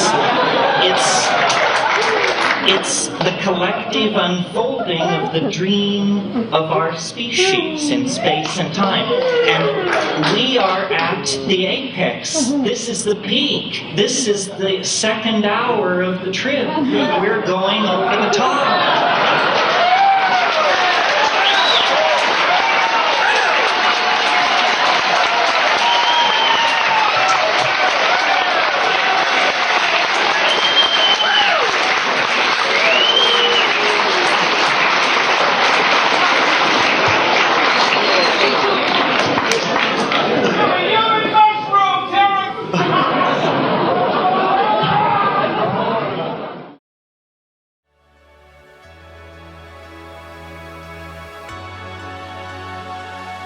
One of the core elements of this psychedelic thing is freedom on the broadest scale. I mean, it truly is, and you will hear me use this phrase over and over again, boundary dissolving. And that's almost, for me, synonymous with freedom. This is what we want to do. We want to dissolve boundaries between the rich and the poor, the feminine and the masculine, the living and the dead. All boundaries do dissolve in psychedelic experience. And the social metaphor that captures this is revolution. Revolution is an eruption from the unconscious. It is not a reasonable thing. It has a logic of its own. It's as though the overmind reaches down into the mechanics of political process and says, no, it won't be that way. It will be this way. And I said, my God, you know, and I actually did a mirror, mirror on the wall, who's the weirdest one of all? And it said, Hans Moravec is the weirdest one of all. I said, shit, you know, what am I, you know, I should bring him here and sit at his feet. The politics of the situation here in this millennial crisis, I think the reasonable response is to push the art pedal right through the floor. The way to escape the present cul-de-sac is an enormous outbreak of creativity of all sorts. We just need to overwhelm ourselves with creative expression. We are much more suited for dancing than for whatever it is that we have been doing. You know, whatever it wasn't dancing. One of the funny insights that I had that I don't try to make sense of, that I in fact don't believe, but I thought it, and it was an emotionally opening thought, though it's absurd on the face of it, was when I was in the Amazon, in these pastures, looking at these pastures full of these mushrooms, I kept thinking, you know, it's the lost part of the human brain. It's that part of us is in these fields. That this mushroom, this is human flesh, this flesh. It's a strange kind of human, but hell, we're about to give legal rights to fetuses. We might as well extend legal rights to mushrooms and make them voting citizens. Because, you see, it's intelligent. It's intelligent. It loves you. It can blow your mind. It can make you laugh. It can make you cry. There's no other way to relate to something like that except to love it in spite of yourself. I mean, you know, this is how you seduce someone. You make them laugh. You make them cry. You move them. You get them to drop their barriers. You get them to not be afraid. This is what it does to us. It seduces us back into this relationship, and I think we return to it with an immense sense of relief. It's just like, you know?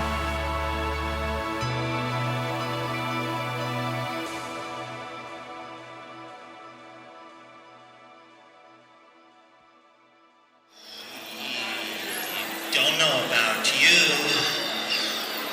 I'm feeling lost at last. And the head gnome said, for a foreigner, you're getting close, but listen to this.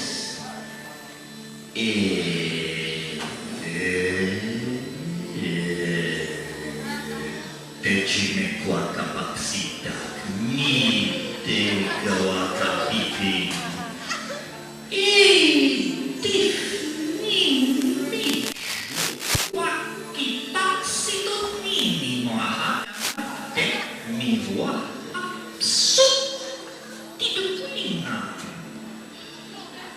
And I said, how's that again, friend? And he said, the glacier rattles in the cupboard. a desert sighs in the bed, and the crack in the teacup opens a door to the land of the dead. And I said, how can I take some of this home with me? And he said, the stranger is always at home. And I said, does that mean that I can do this? And as the song went down, the air thickened between us, and behind the head gnome, the chief elf, the honcho sprite, I could see the tree spirit ladies, the river nixies, and the mermaids. And they moved forward and past me and beyond me. And the last thing they said before I lost sight of them, they turned to me and they said,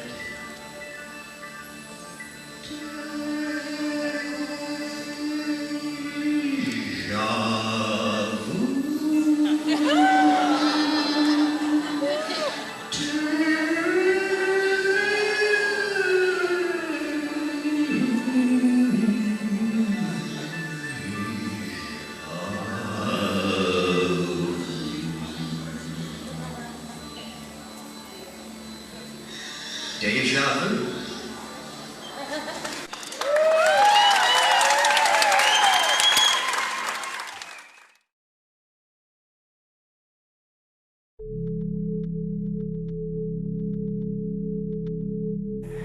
If the universe is evolving deeper and deeper into complexity, faster and faster, and if now in a human lifetime we can see a small portion of this curve, it no longer appears flat to us because of our nearness in relation, you understand what I'm saying?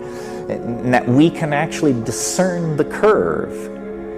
And so that means, I believe, that by extrapolating this process, we should then logically conclude that we are very near, relative to the life of the universe, we are very near to the place where this ramping up of complexity will become so excruciatingly rapid that more change will happen in a single week than happened in the previous 13 billion years. And that then there will come a moment where more will happen in a single minute than happened in the previous 13 billion. And then a moment will come when more will happen in 6.55 times 10 to the 23rd erg seconds.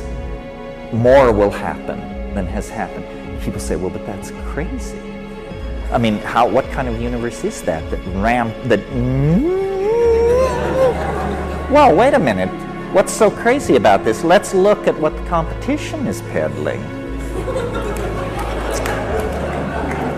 What the competition would have you believe is that the universe sprang from nothing in a single moment for no reason. Well, now, whatever you think about that theory, in the interest of being awake, please notice that that is the limit case for credulity. Do you know what I mean by that? I mean that if you can believe that, you can believe anything.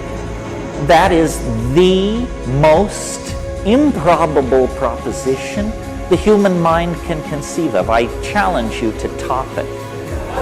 You know, I mean, I know the Scientologists think God is a clam on another planet, but I don't think that tops this idea. That the universe sprang from nothing in a single moment for no reason. That is that's article of faith number 1. I say, no. This, if we're talking about universes that spring from nothing, if we're going to talk like that, then surely such universes occur in a situation of great complexity.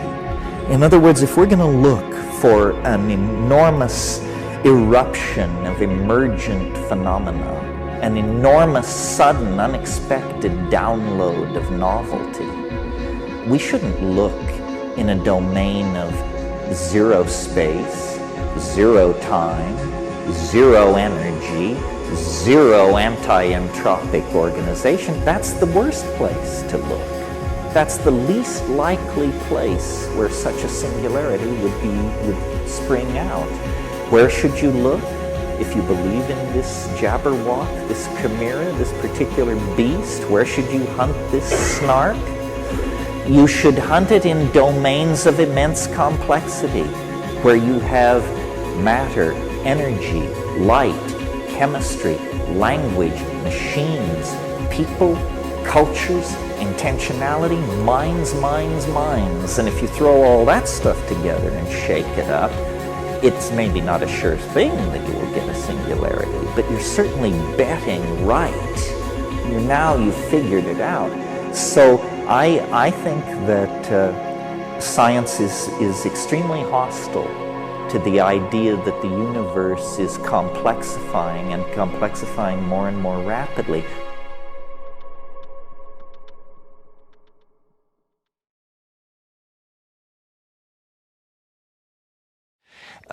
So I think it's just going to get weirder and weirder and weirder, and finally it's going to be so weird that people are going to have to talk about how weird it is. And at that point, novelty theory can come out of the woods, because eventually people are going to say, what the hell is going on? It's just too nuts. It's not enough to say it's nuts. You have to explain why it's so nuts. The mushroom said to me once, it said, this is what it's like when a species prepares to depart for the stars. You don't depart for the stars under calm and orderly conditions. It's a fire in a madhouse. And that's what we have, the fire in the madhouse at the end of time. This is what it's like when a species prepares to move on to the next dimension. The entire destiny of all life on the planet is tied up in this. We are not acting for ourselves or from ourselves. We happen to be the point species on a transformation that will affect every living organism on this planet at its conclusion.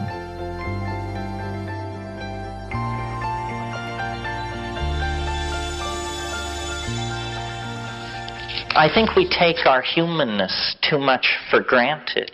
I don't think we realize how nasty, brutish, and short most of life has been over the centuries, and how really only within the confines of the 20th century has a level of comfort and food availability and shelter and basic creature needs been met to the point where most people can begin to lead the philosophical life that previously was the privilege of emperors, kings, great courts. Now we all indulge ourselves. We all have the philosopher king's point of view. We all have a model of history, a model of the future, and we all feel capable of stepping into the shoes of our leaders and discharging that responsibility. Well, in order to do that, I think we need to overcome our amnesia about how we got to this place. I don't see, you see, what science would have you believe and explicitly implies is that we are an aberration. Over here you have nature, the beautiful rainforests, the wonderful coral reefs, the symmetry of the hummingbird, the sea urchin, and the butterfly. And here you have us, grimy, tawdry, polluting, ugly, driven, in equilibrium, in disequilibrium, in denial. I don't believe that. I believe that this kind of thinking that breaks humanity away from the rest of nature is the first of the great disempowering myths by which the Western mind has enslaved itself. And we are not outside of nature. We are not a runaway toxic process. We are not a mutation. We are, in fact, that part of nature which has been deputized for a purpose. We are the energy gathering aspect of the Gaian mind. We are the language forming capacity of nature herself. You may know the concept of a catalyst in chemistry. A catalyst is something which, when you stir it into a chemical reaction, the reaction proceeds more quickly, but the catalyst itself is not destroyed. And this is what I think we are. We are a strategy on the part of the Gaian mind to produce an effect that would otherwise take much, much longer to produce. The main effect of the presence of human life on this planet has been to vastly accelerate the speed at which nature is able to creatively express herself.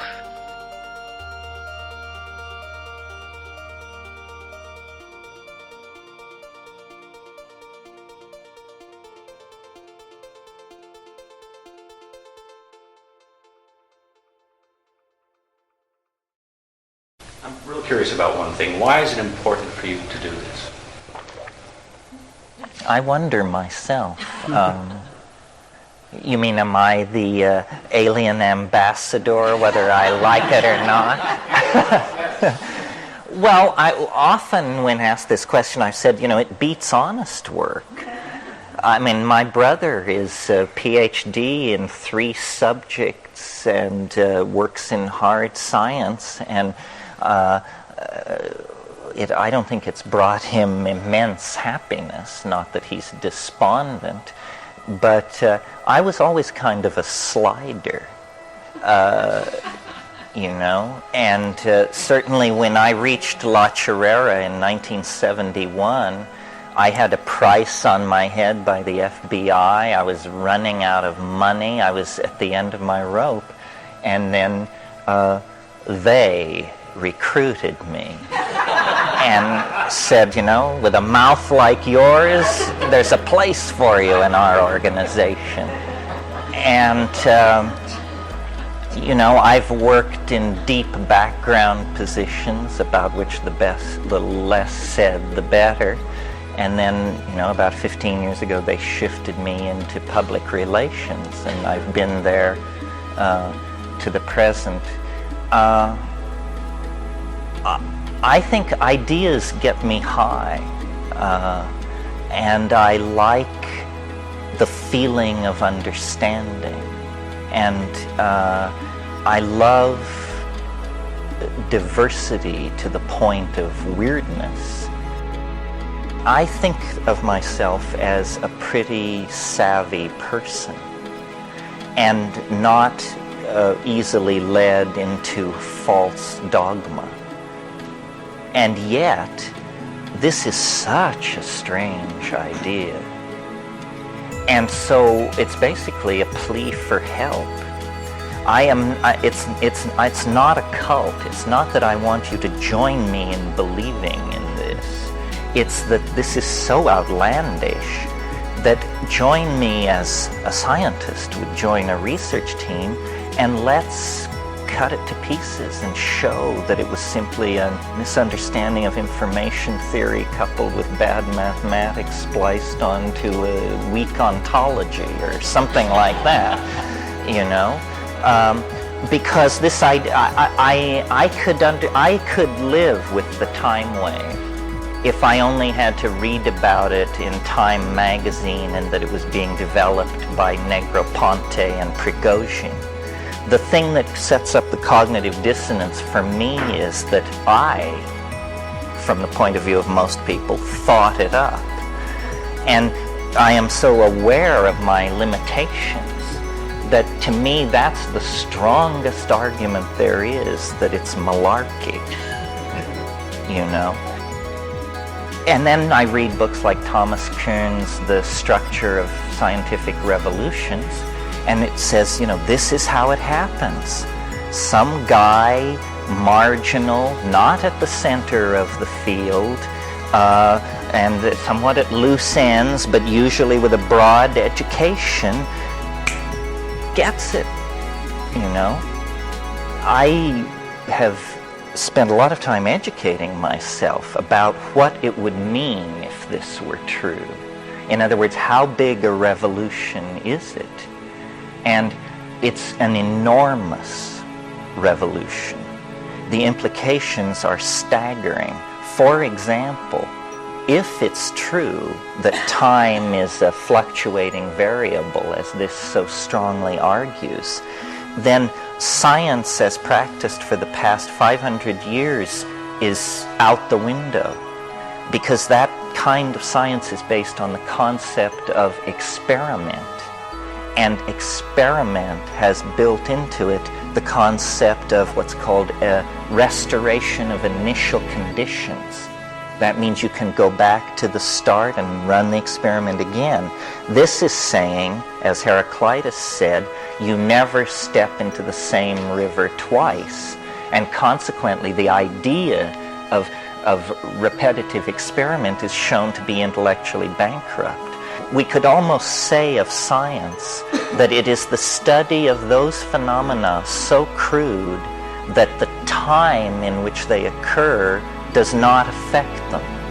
And so falling balls, you know, gas diffusion, simple things, it doesn't matter where in time they occur. But things like the building of an empire, the waging of a war, the evolution of a species, the conquest of a biome by a new set of genes, these things, timing is everything and dictates success or failure.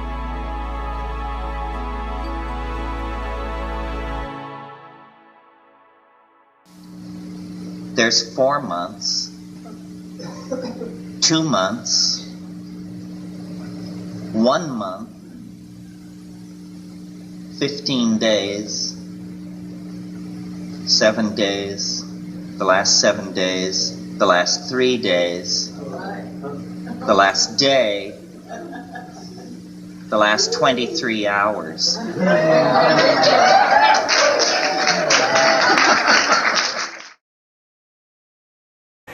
I am not going to do this till hell freezes over. I have a whole other plan for myself. And I think also, you know, once you crusade for 10 years, if you haven't captured Jerusalem, you better go back to farming in Provence. And that's more or less metaphorically what I intend to do. Pardon me? No, I'll tell you some of my plans briefly, because it doesn't relate to this. 220 species of trilobite occur in the shales of southern Bohemia. I plan to go to Prague and organize the peasants of Bohemia to collect these various species of trilobites, ship them into a central warehouse in Prague, while we will identify, photograph them, and issue a very high-end catalog for collectors of rare fossils. And I will become the trilobite maven of Prague 6 and disappear from this domain, because I think I've said all I have to say. I mean, not today, thank God, but in the course of doing all this. I don't like the part of what I do that is a cult of personality. I don't like it that a white guy sits at the front of the room and pontificates. And I don't know if you've figured out this shuffle, but I have, and I know that I don't know anything more than you know, really. And that it's just a funny circumstance of fate that you sit and listen and I speak, because there are no experts.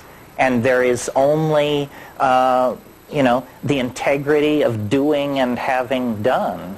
And really, if you get the message, you will be able to transcend the need for any more of this, because it's really a message of self-trust and self-empowerment. And then what I'm also trying to create is a community of shared associations about these weird states, so that we don't have to all privately think we're losing our marbles.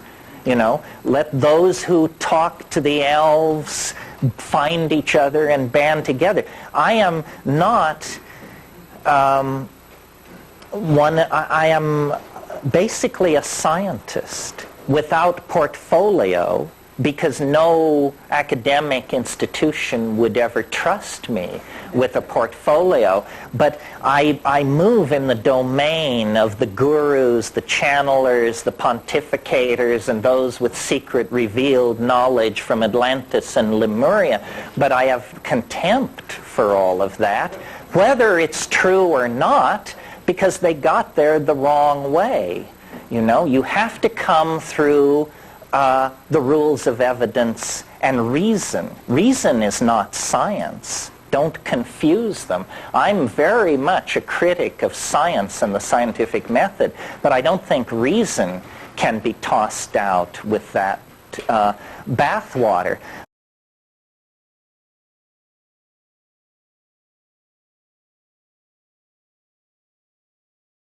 Plato, who all the rest of philosophy is a footnote up on, Plato said, you know, that the key lay in the concepts the good, the true, and the beautiful.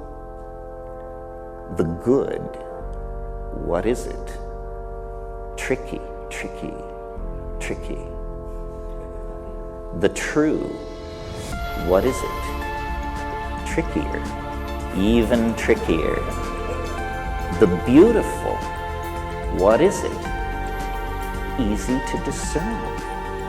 The beautiful is easy to discern. You are going to be condemned to live out the consequences of your taste. Really, really. And if you have no taste, you know, God help you. Because you are self-condemned to an appalling nightmare. You won't be getting it. All the subtle stuff will go by you, while your head is filled with cant, nonsense, foolishness. So again, the metaphor of the dream and of making choices based on beauty. And beauty is downloaded into the human cultural milieu largely through dreams. Other ideas may also come in dreams, but I think studies have shown that architects, designers, people who are actually at the top of the pyramid in any design process are very aware of their dreams, their reveries, their insights. So that's the way to set the compass, not toward truth, not toward the good, not because these aren't fine things, but because they're so slippery, but toward beauty. And with that in place, to my mind, life, hope follows as a natural consequence.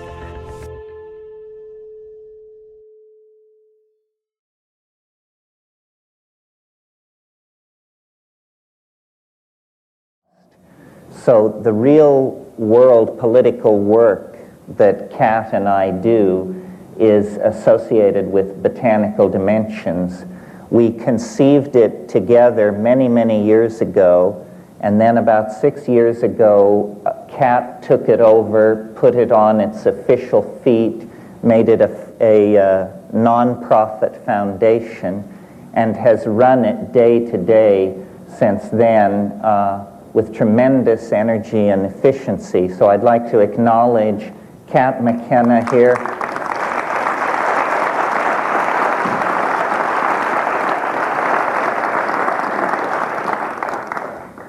My better half. In fact, my only good half.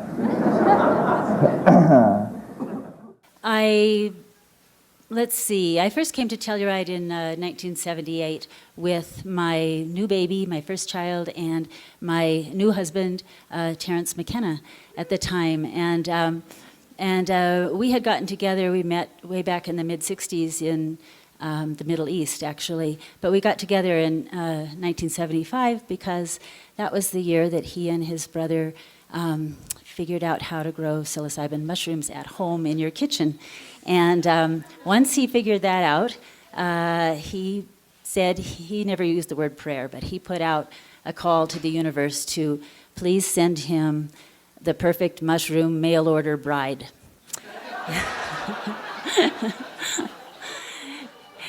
And somehow that, I hadn't seen him in years, but somehow that landed in my mailbox. And with an inquiry, he'd heard where I was living at the time, an inquiry and 5 grams of newly grown mushrooms. And so I took those and read that letter a number of times and saw that my destiny was laid out. But just to make sure, because I had a job, a commitment I couldn't leave for some months, for over 6 months he kept sending me love letters by that time with mushrooms in them.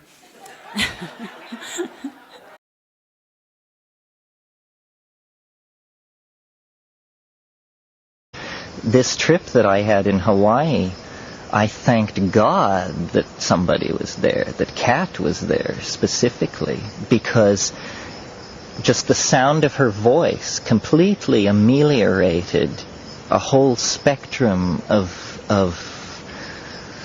hard to describe but very icky things that were threatening to overwhelm me. And I don't have trips like that very much where I need somebody there, so it was fortunate that it was like that. But no, I'm not advocating that if you've never taken mushrooms, you go up on a mountain in the dark and take 8 grams. I mean, it might be good for you, but I'm not advocating it, because it might not be good for you, you know. But eventually, you know, Plotinus called the mystical experience the flight of the alone to the alone. And there is something about that. The last dance you do alone. And it can't be otherwise. The main point out of all these statements about drugs and this and that is, you know, if it doesn't scare you, it's not worth doing. And it certainly scares me every time. I mean, I don't want you to think there's nothing heroic about it. It's just terrifying, and it's the only form of terror I will submit to. I will not jump from airplanes. I do not shoot the rapids. I do not rock climb. I'm a bookish person. But I will submit to that terror because it seems to make sense. But it isn't unterrifying. It is exceedingly terrifying. That's where I think it lies. And that's why these questions of abuse and all that can't arise. God, nobody abuses these drugs as far as I can find out, unless they do too little, unless they are 1 grammers or something. I mean, a wonderful thing to do if you want to do some exploratory chemistry is take half a dose of mushrooms, and then after a couple of hours, smoke some pergamon harmala in a bong or a pipe. And the MAO inhibiting characteristic of the harmaline will immediately lift the curtain for about 15 minutes on a very spectacular series of very cool hallucinations. In other words, they're hallucinations where you can just sit and look, thinking, my goodness, this is fascinating and compelling, rather than the other kind of hallucination where you're, you know. So we call this mushroom plus Pagaman-Harmala combination vegetable television, because it's approximately that engaging, but very, very non-threatening and reassuring for beginners.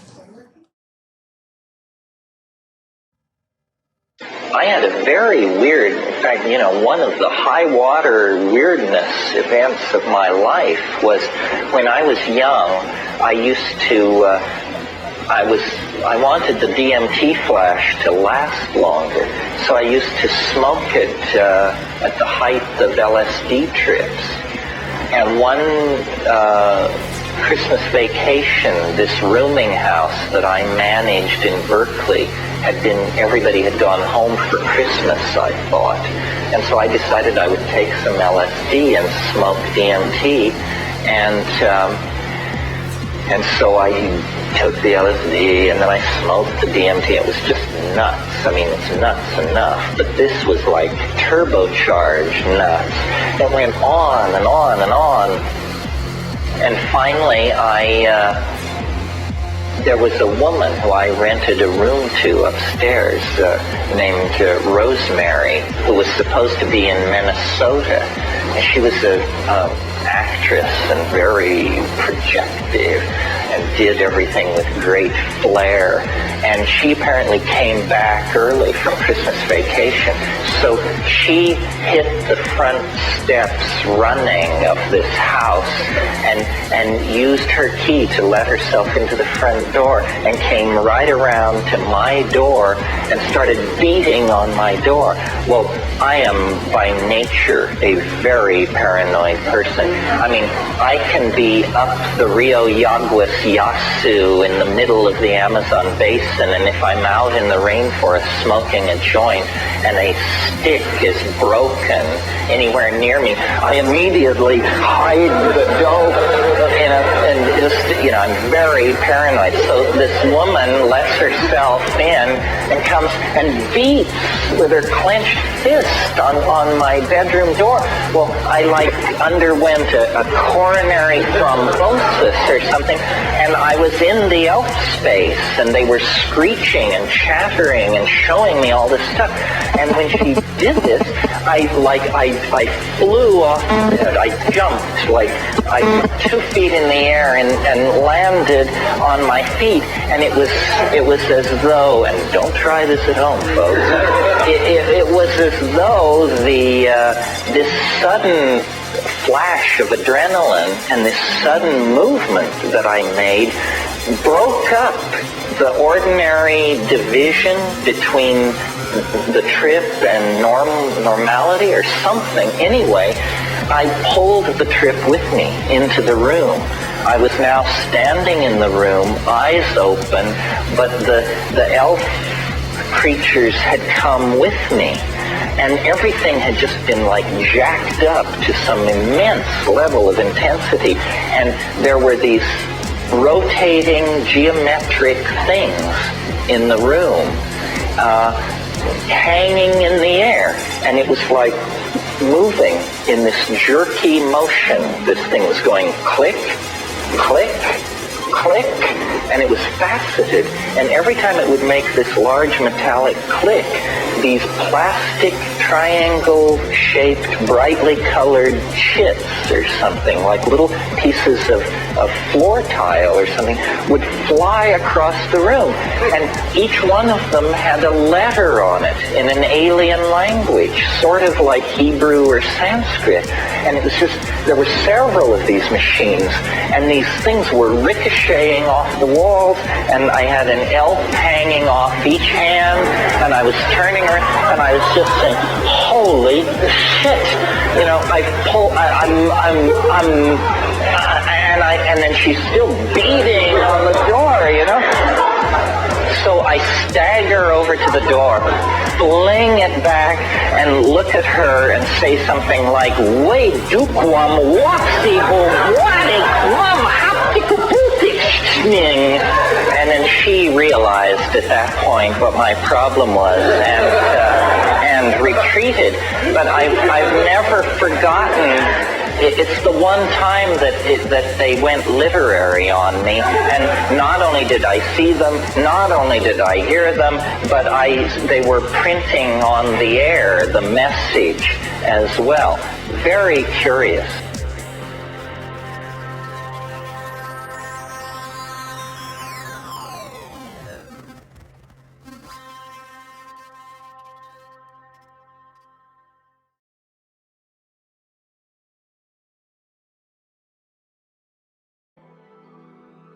Language has made us more than a group of pack-hunting monkeys. It's made us a group of pack-hunting monkeys with a dream.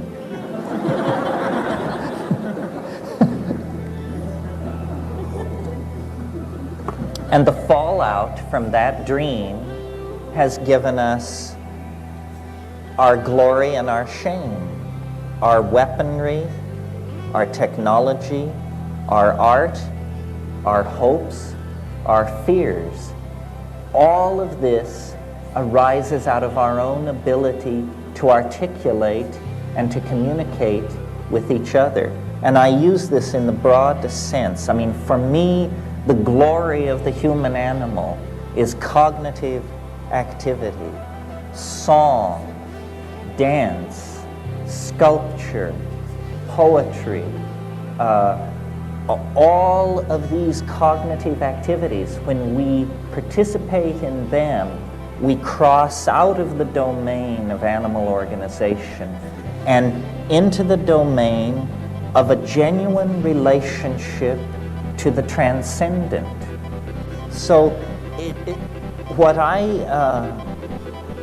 I'm hopeful for, and what I actually see happening, I mean, I think that we're on the right track. The birth of a new kind of humanity is going to take place, but there are still a lot of decisions to be made. How violent shall this birth be? What toll shall it take upon our mother, the earth? What shape shall the baby be in when it finally is delivered?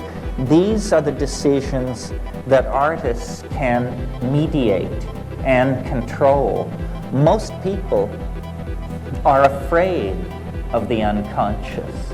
This is why you can have a psychedelic compound like DMT, which is very much like ordinary brain chemistry, appears completely physiologically harmless, only lasts 10 minutes, extremely powerful, and generally in this society you have no takers.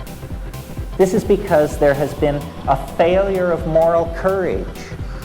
And the failure of moral courage is perhaps most evident in our own community, the community of the artists. In a way, it's the poets that have failed us because they have not provided a song or sung a vision that we could all move in concert to. So now we are in the absurd position of being able to do anything, and what we are doing is fouling our own nest and pushing ourselves toward planetary toxification and extinction. This is because the poets, the artists, have not articulated a moral vision. The moral vision must come from the unconscious. It doesn't have to do, I believe, with these post-meaning movements in art, deconstructionism, and this sort of thing. I mean, I'm basically putting out a very conservative, but I think exciting program for art. That art's task is to save the soul of mankind, and that anything less is a dithering while Rome burns. Because if the artists who are self-selected for being able to journey into the other, if the artist cannot find the way, then the way cannot be found. You only have to avail yourselves of these shamanic tools to rediscover a nature which is not mute, as Sartre said in a kind of culmination of the modern viewpoint. Nature is not mute. It is man who is deaf. And the way to open our ears, open our eyes, and reconnect with the intent of a living world is through the psychedelics. Each artist is an antenna to the transcendental other. And as we go with our own history into that thing and then create a unique confluence of our uniqueness and its uniqueness, we collectively create an arrow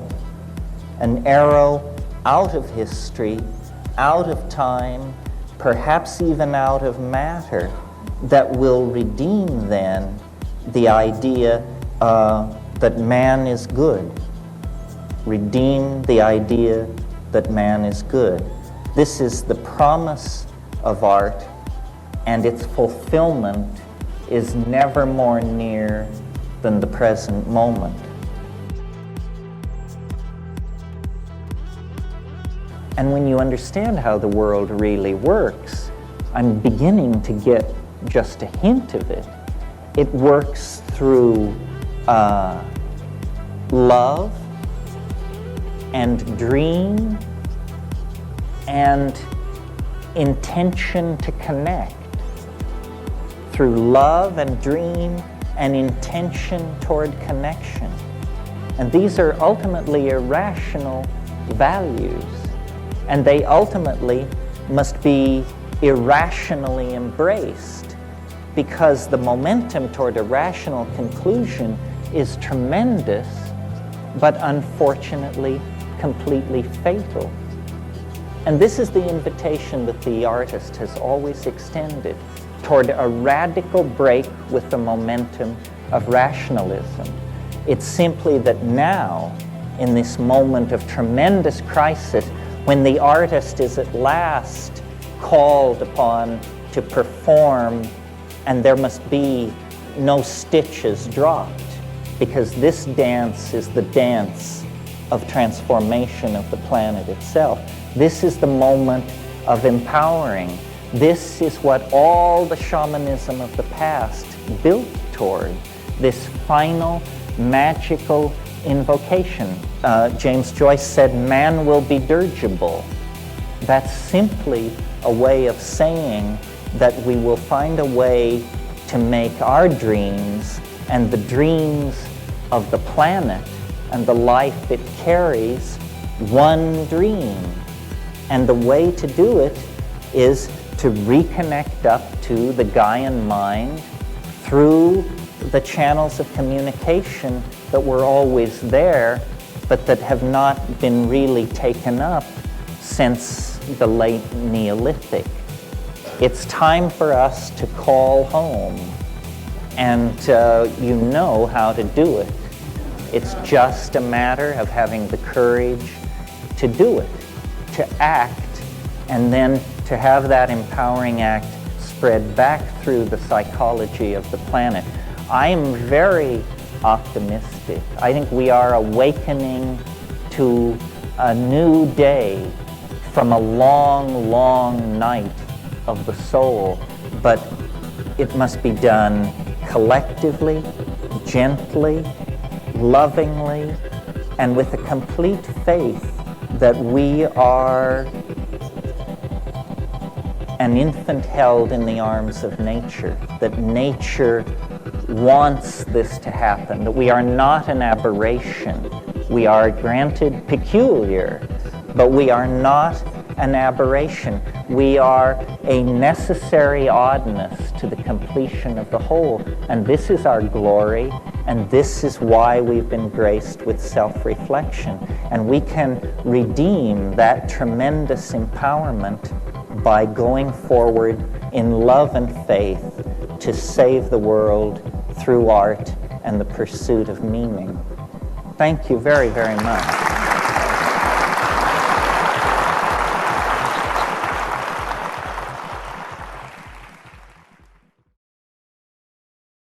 Is there anything that you do every day or every other, month that you just... I spend as many hours a day as I possibly can smoking cannabis.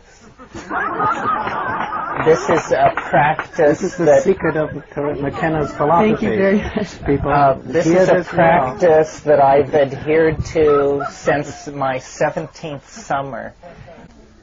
I don't know if it's the proper place to tell it, but once I became concerned that I did too much smoking, and so I decided I would quit. First of all, I wanted to see if I could quit, and then I wanted to see how much of my interior life was actually riding on this ocean of cannabis ingestion. So it so happened that the conditions for the experiment were perfect, because I was arriving on a small desert island in the Seychelles group in the Indian Ocean, and had rented a house on this island in order to write a book. So I had this Mombassan bomber weed and a lid of it, and I just rolled it up and nailed it above my kitchen door and decided that I would not smoke until I had finished writing this book.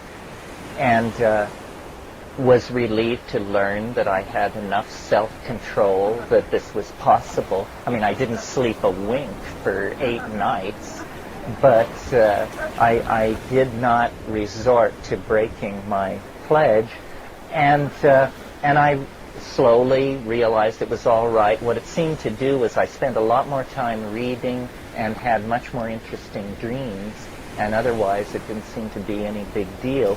And I wrote this book then, and it took me about 6 weeks, and I promised myself that when the book was finished, I would then allow myself to smoke up this lid of weed before I left this island.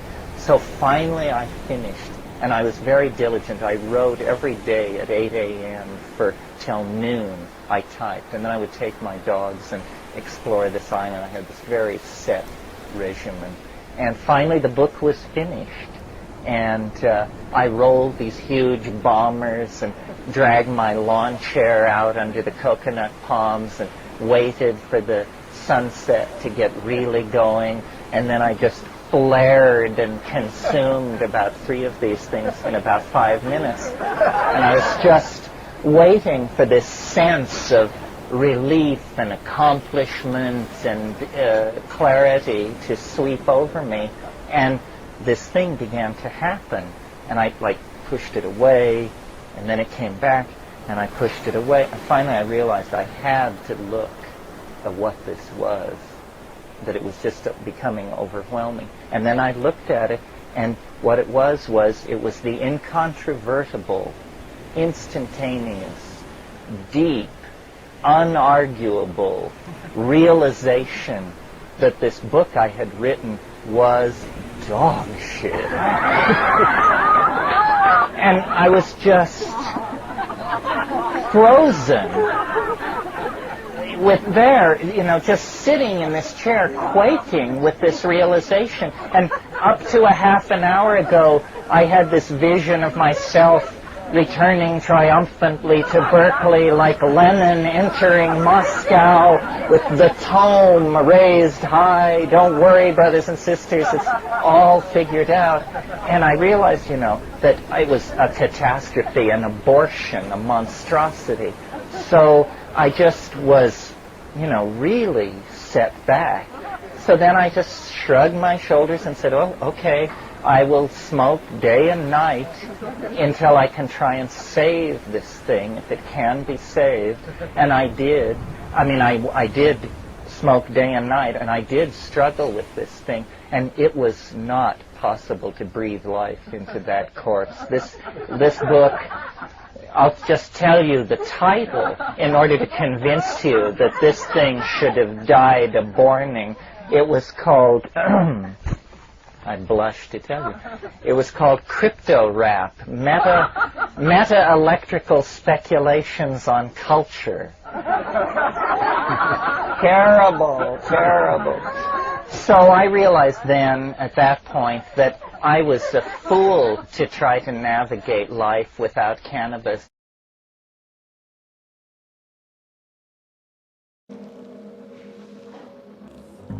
This woman in black leather bondage underwear and fishnet stockings I came to, and after this huge wave hit, I came to, and she was standing over me with her legs apart, and she put her face right down next to mine and said, "Is it strong enough for you, asshole?" That was a moment of major manifestation.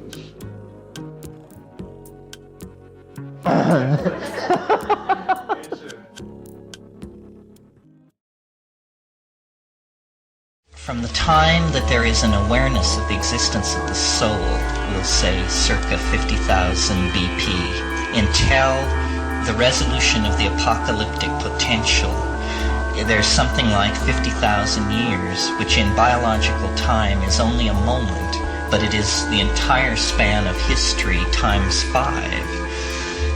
In that period, everything hangs in the balance, because it is a mad rush from monkeydom to starshiphood. And in the leap across those 25,000 years, energies are released, religions are shot off like sparks, philosophies evolve and die, science arises, magic arises, all of these things which control power with greater and lesser degrees of ethical constancy appear. There is the possibility, as in the metaphor of dying, there is the possibility of mucking it up, of aborting the species transformation into a hyperspatial intellecty. We are now, there can be no doubt that we are now in the final seconds of that crisis, a crisis which involves the end of history, the departure from the planet, the triumph over death, and the release of the individual from matter. We are, in fact, closing distance with the most profound event a planetary ecology can encounter, which is the freeing of life from the dark chrysalis of matter. The old metaphor of psyche as the butterfly is a species-wide metaphor. We must undergo a metamorphosis in order to survive the momentum of the historical forces already in motion.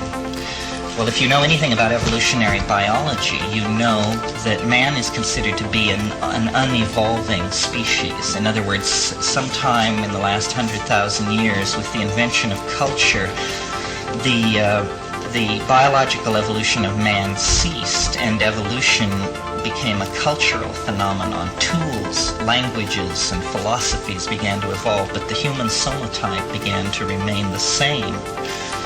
And so we are very much like people a long time ago. But technology is the real skin of our species. Man, correctly seen in the context of the last 500 years, is an extruder of a technological shell. We take in matter that has a low degree of organization, we put it through mental filters, and we extrude Lindisfarne Gospels, space shuttles, all of these things. This is what we do. We're like coral animals embedded in a technological reef of extruded psychic objects. In other words, the body must become an interiorized hologrammatic object embedded in a solid-state hyperdimensional matrix which is eternal, so that man wanders through Elysium in his body, experiencing all the pleasures of the flesh but not realizing that he is a holographic projection of a solid-state matrix that is micro-miniaturized, superconducting, and nowhere to be found. It is part of the plenum. And all history is about producing prototypes of this situation with greater and greater closure toward the ideal, so that airplanes, automobiles, condominiums, space shuttles, space colonies, starships of the hardware, speed of light, spin dizzy drive type, all of these are, as Merceliade says, self-transforming images of flight that speak volumes about man's aspiration to self-transcendence, so that our wish, our salvation, and our only hope, basically, is to end the historical crisis by becoming the alien, by ending alienation, by recognizing the alien as the self, in fact. And all these other images, the starship, the space colony, all that, these are precursors. Again, the idea that history is the shockwave of eschatology. As you close distance with the eschatological object, the reflections it is throwing off become more and more true to the thing itself. And in the final moment, God stands revealed. There are no more reflections of the mystery. The mystery in all its nakedness then is seen, and nothing else exists.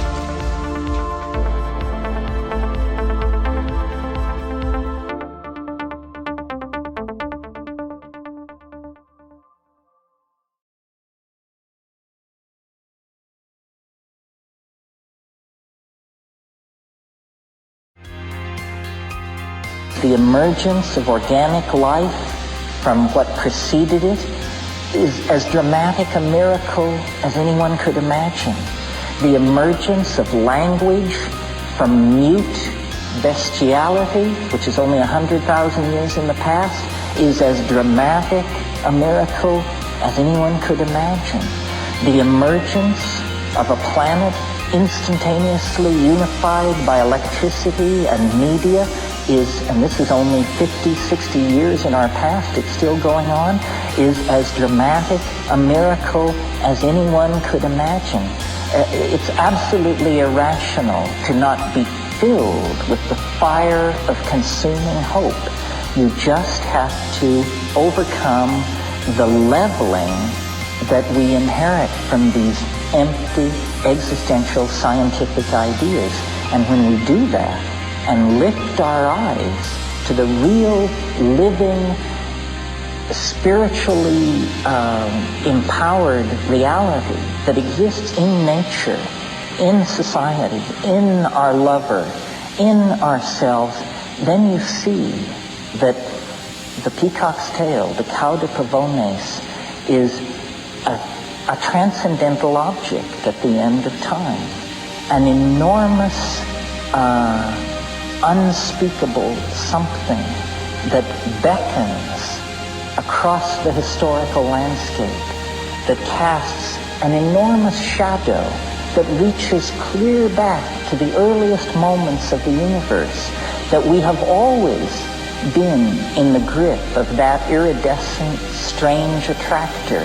It has propelled our poetry, our art, our best moments have always been when the tiny spark of that alchemical completion burned for a moment in our mind, in our life, in our perception. And we occupy a special position in regard to this. Millions, thousands of generations of human beings have come and gone and could only glimpse this in the ecstasy of eroticism and psychedelic empowerment and ritual magic. But we are the last people. Beyond us lies the mystery. If we have but the courage to move forward into that abyss, to believe that nature will reward the dreamer. It cannot wander much longer. All of the preconditions have been met, and the peacock's tail grows daily whiter and more radiant and more brilliant as we sense now, breaking into our dreams, breaking into our waking lives, the presence of this attractor. It has always given people meaning, but we are the privileged inheritors of that meaning, and we have then the privilege of putting it all together in one piece and standing ready at the end of history to go into the mystery and be completed.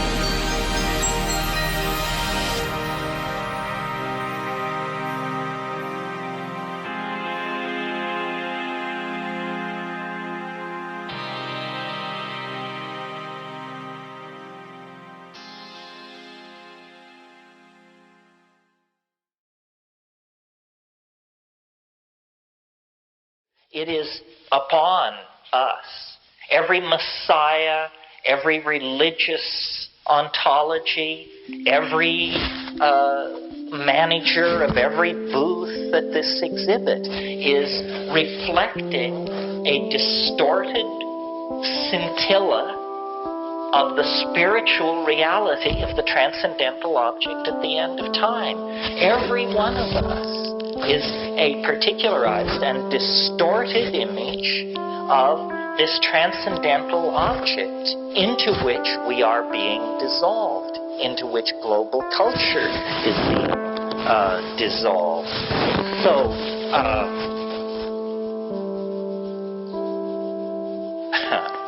well, so what?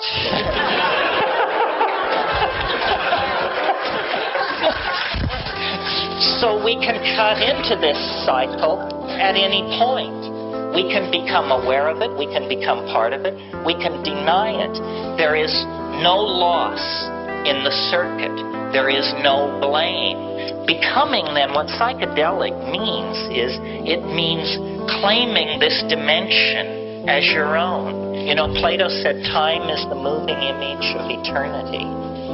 That moving image of eternity can be beheld in the silent darkness of the mind on 5 grams of psilocybin.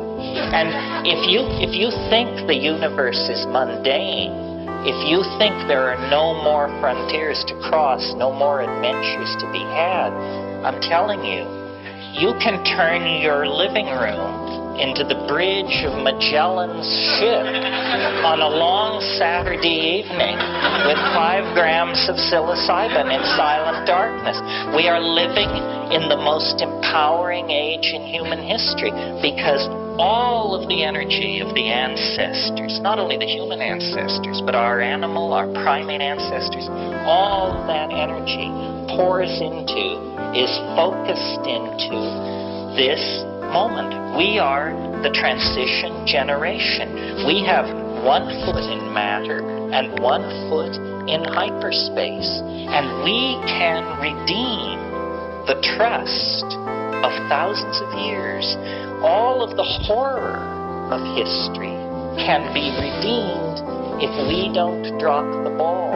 Every pogrom, every instance of racial, sexual, or minority persecution can be redeemed if we give the human adventure meaning. And we give it meaning by discovering the totality within ourselves and then exemplifying it for each other.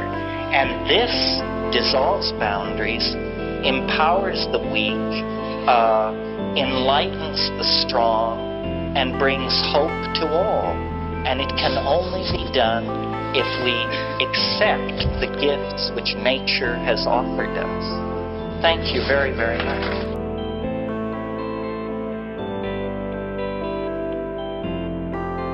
The last thought I want to leave you with, which is a sort of coincidentia oppositorum thought, because it will bum some and exalt others, is the one thing that I've learned from psychedelics that seems secure over all the decades and the, embracing one idea, one ideology after another. The one thing that seems secure is a truth that is hard to hear in the context of a dominator culture with an obsession with the material world. And that truth is that nothing lasts. Nothing lasts. You know, your enemies will fade, your friends will fade, your fortune, your poverty, your disappointments, your dreams, everything is in the process of changing into something else. So your agony is about to be assuaged. On the other hand, your happiness is about to be destroyed. So the obligation that comes out of this realization is an obligation to the immediate moment, to this thing that I've been calling the felt moment of immediate experience. It isn't who you were, or what you were, or who you will be, or what you will be. It's the felt moment of immediate experience. And this has been robbed from us by media and by our tendency to denigrate ourselves, to see the world in terms of the great ones, not here, whoever they are, Aristotle, Madonna, Jesus, whatever your particular bent is. The overcoming of neurosis, of unhappiness, of toxic lifestyles is the felt presence of immediate experience in the body, in the moment. And, you know, psychedelics, sexuality, gastronomy, sport, dance, these are the things which put you in the felt presence of the moment. And that's really all you ever possess. Your memories are eroding away. The futures you anticipate will mostly not come to pass. And the real richness is in the moment. And it's not necessarily some kind of be here now, feel good thing, because it doesn't always feel good, but it always feels. It is a domain of feeling. It's primary. Language is not primary. Ideology is not primary. The propagation of future and past vectors is not primary. What's primary is the felt presence of experience, and that is the source of love, and that is the source of community.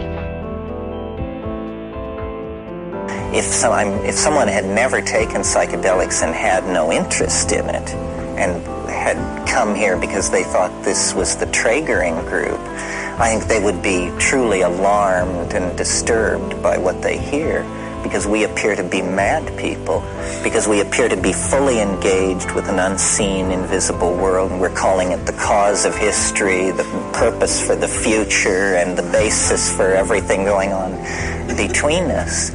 But nobody said life was simple, because every single person who does this is seeing things no human eye has ever fallen upon, and it is a realm of ideas, and we do each bring back different souvenirs from that place. We are all equally qualified. We don't know who will spot the whale, but everyone should have their eye peeled, because that's what we're doing. We're searching for an encounter with Leviathan. Nature is God. That was the informing vision of Moby Dick, and it's a good one to carry as a metaphor into the psychedelic experience. There again was a perfect example of the male ego unable to release into the matrix of nature until it literally dragged them into the depths. Through the building of community, through the music and the dissolution of boundaries, through the use of these psychedelics, the shaman are showing how you create an archaic style culture after 5,000 years of human history. Because we can't abandon technology. We have 6 billion people on this planet. But the shaman and the rave culture are showing us how we can take what was best in the society of 25,000 years ago and bring it into the center of our lives and live it again, and create a community of caring, intelligent people who've got their heart connected to their head and their heart connected to their feet, so that through dance, feeling, philosophy, sexuality, art, we manifest the creativity that is going to be necessary for us to save ourselves. This is the key, you see. If the expansion of consciousness does not play a major role in the human future, what kind of future is it going to be?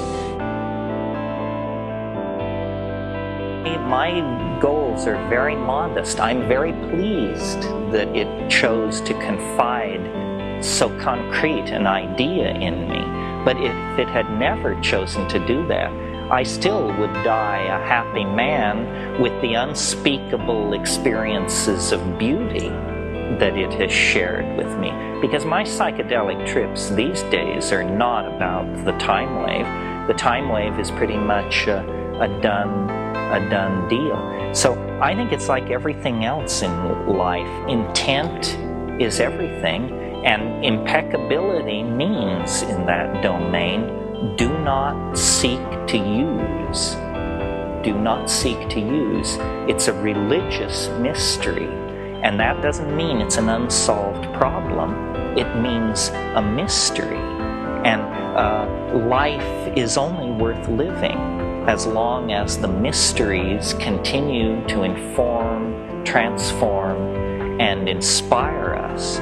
And the last thing I want to say, and then I'll leave you, is the truth can take care of itself. You don't have to approach the truth with eyes lowered and gaze averted on bended knee. That's how you approach bullshit.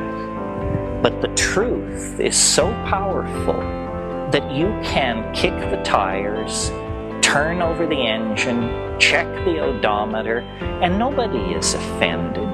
Truth is real.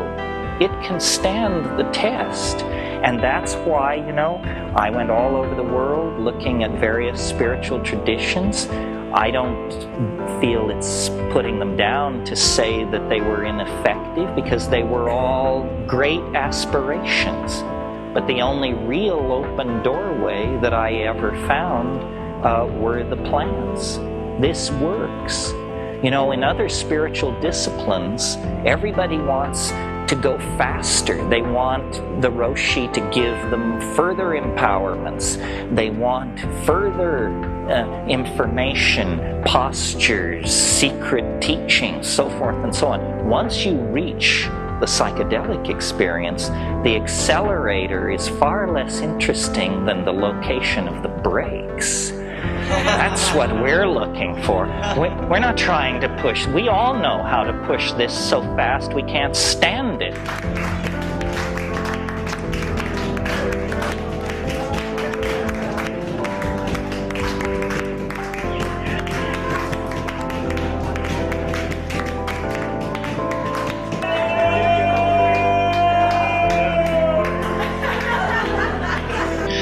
We need a feeling of unity. Feeling is primary.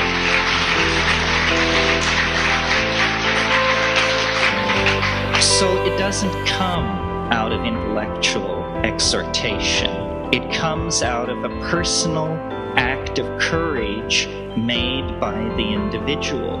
An act of courage which involves surrender. Surrender is the opposite side of the coin of ego. The central issue of our times is our inability to surrender to what we know is right. We have the ability to feed the hungry. We have the ability to educate our children, to clean up our environment, to eliminate sexism, to eliminate racism. The question is, can we change our minds fast enough? Not can we change our minds, but can we change them fast enough? A return to archaism with the lessons learned in history. That's where we were happy.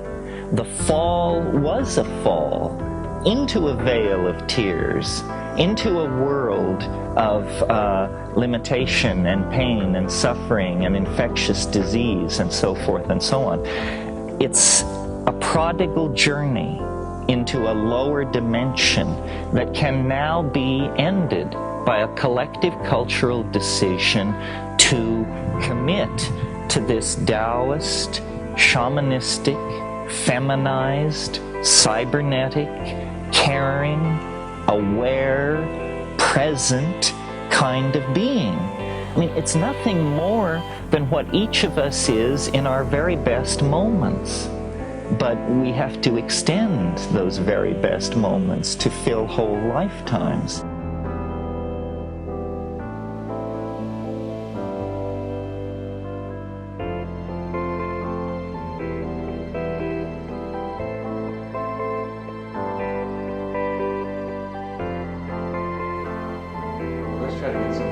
That's interesting. The age thing. That's great. Old man McKenna. It must be approaching 2012 now. He's...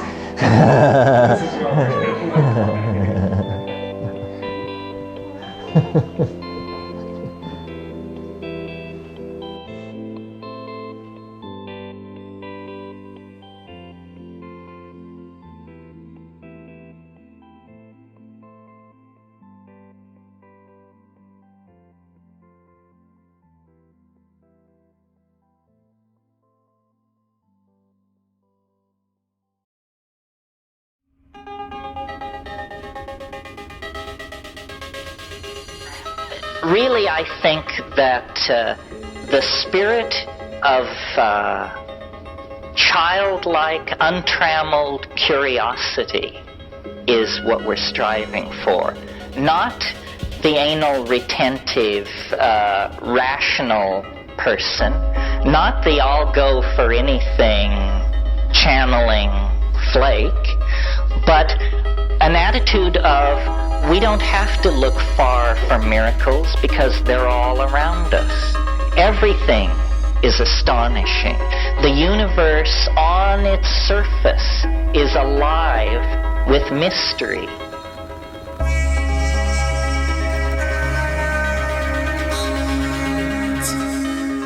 We are not going away. We are not slack-jawed, dazed, glazed, unemployable, psychotic creeps. We are pillars of society. You can't run your computers, your fashion houses, your publishing houses, your damn magazines. You can't do anything in culture without psychedelic people in key positions. And this is the great unspoken truth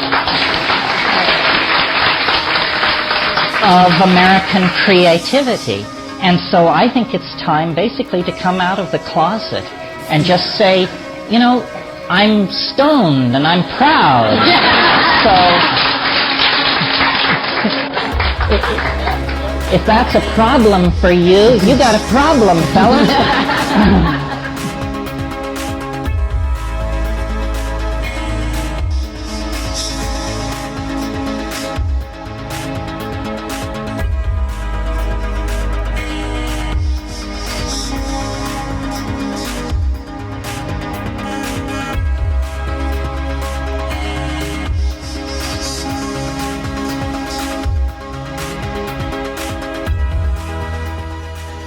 What bothers me about all these new drugs is that they are escapes from the obligation to do strong drugs.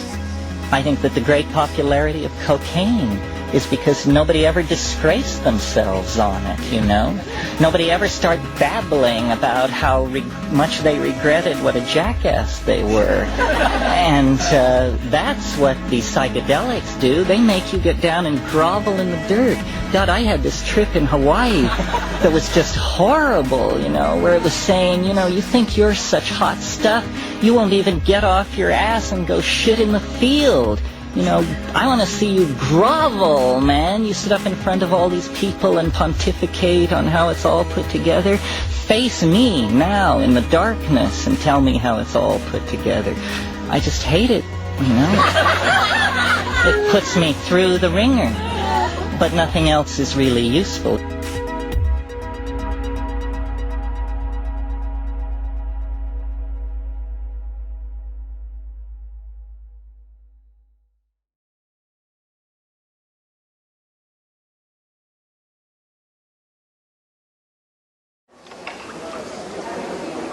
Can I ask you a personal question? You can ask me anything you'd like, Terence. It's not a personal question to you, it's a personal question from me.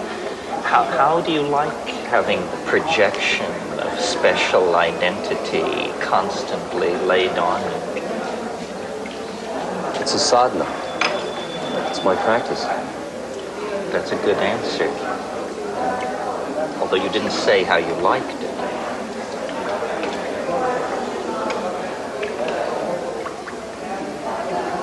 I like it to the capacity I have to transpose it. If I can't, I mean, sometimes these are going very fast, and to just keep it transposed, then I love it. I love it. It's like a fire. If the minute I start to lose it, it's a fucking drag. It really is. Because, I mean, you know, I was in a situation in Miami where all these women with blue eyes and coiffured hair were grabbing at the buttons of my jacket. And I thought, oh, I don't want this. Whatever this life is, I don't want to be part of this. I mean, this is, they eat your flesh, finally. Sure. But I realize at any time, I can walk away from it. And it's my, you know, I'm a free agent. So do you never get in a situation where you say, gee, I'd like to do X, but Ram Dass would never do that?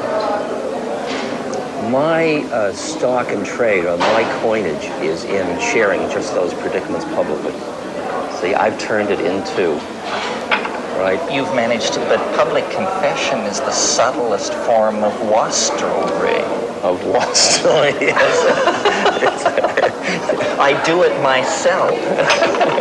Say, I'm not a good guy, don't follow me, I'm a bad guy. Then I leave the stage and say, now I can really be a bad guy. Come up and see my holy pictures. That's one of my lines in my lecture.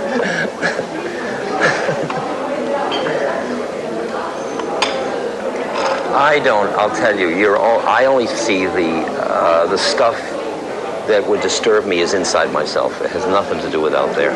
Out there is just being what it is, and I'm responding with my own stuff. And if my stuff is my enemy, it's going to get too much for me. And if it isn't, you know, depends on how much I can consume it, joyfully participate in it, passionately, all of it. Well, you've sort of achieved a unique synthesis. I mean, you're almost a secular holy man, because I don't care much about what you believe or who you light candles to. Basically, I think I heard you describe yourself once as a kind man. And you've gotten incredible mileage out of that because there are so few. It's far out. Right? Yeah. Yeah. I mean, this is... Well, when you talked about coming back into the boundarylessness, to me, that's the whole quality of compassion. It has that boundarylessness to it. It's that your suffering's my suffering, and your joy's my suffering, and you are me, and here we are. And if you hurt, I'm responding to your hurt, not because I'm a good guy and you're needful, just because this is suffering, and this is the response to suffering. And we're both part of the same thing. And that's the way I like to play it from. That's, to me, it's like riding a wave. It's the joy of just being part of the force of compassion in the universe. See, my mantra is the Gandhi line, my life is my message. That, yes, you said that the other night. That's very good. Of every level of being. I think I'm at a little lower level because I'm very aware that I have to struggle to say my life is my message. I would almost rather say, my message is my message. Please don't look at my life because I'm a fallible human being and I'm constantly fucking up. But you see how that weakens your message. You see how that quality means that the message doesn't come from the root, the central. There's a way in which it waffles. True. And that's the thing. I really can't. Once I saw the possibility of that, I said, why waffle? What is worth holding on to that's worth waffling about? Well, I once said to Leo Zeff, I'm sure you knew Leo, I said to him in a meeting, I said, Leo, you're finished, you're completed, you're baked. Me, I'm half-baked.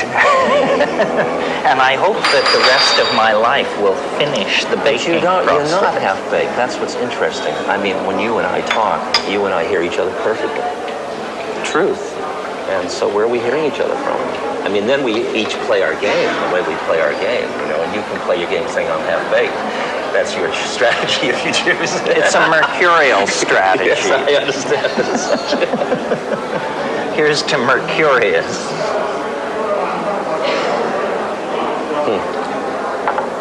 You have somehow been able to survive the gauntlet of American media in a way that your colleagues and comrade in arms didn't seem to. They either had to step away from their leader role or they transmuted it into some lesser thing. So now Allen Ginsberg is poet laureate, Tim Leary is, keeps the club scene in Los Angeles interesting. Yes. But you, in a sense, never backed down, never retooled. You were also not first among equals back in the original thing. But when all is said and done, I was always the second.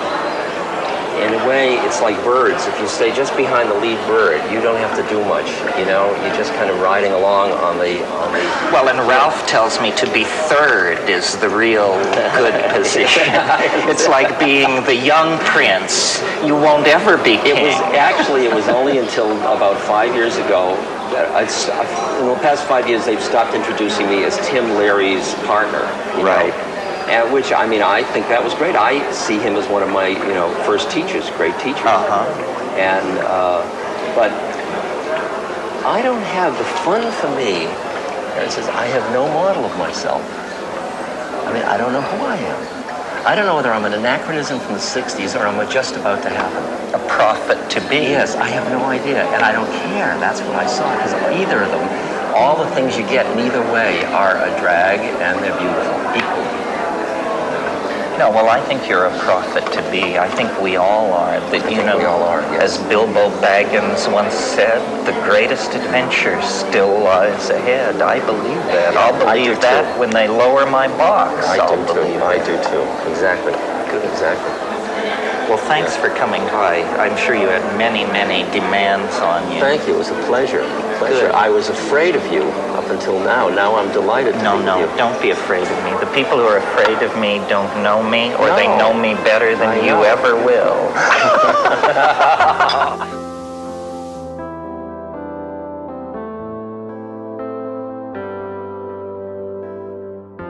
But then there's another thing which I do, which I'm a little more nervous and touchy about, which is I tell you what I think. And it's just what I think. It has exactly that much weight behind it, which is like zip. I mean, you don't have to believe this. Why should you? But based on 25 years of fiddling with this stuff and then doing a lot of reading and head scratching, I've come to the conclusion that there is a transcendental object ahead of us in time. You can call it God, you can call it Jesus, you can call it her, you can call it flying saucers from Zeta Reticuli, or the Pleiades. I want to get all factions here. Or Zenebel Ganubi, my favorite stellar origin point. But whatever you call it, it's an attractor.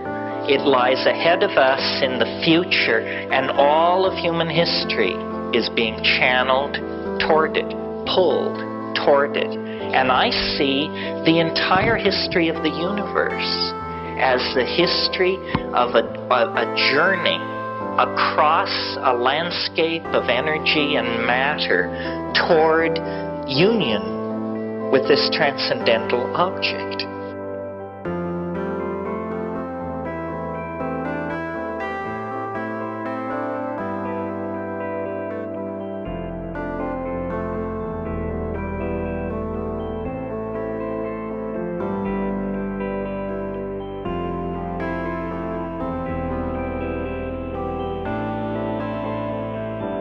once I got over here to Honolulu and we were facing these doctors, I said to them, I said, you know, if you want to guilt trip me, I have a history of psychedelic and recreational drugs.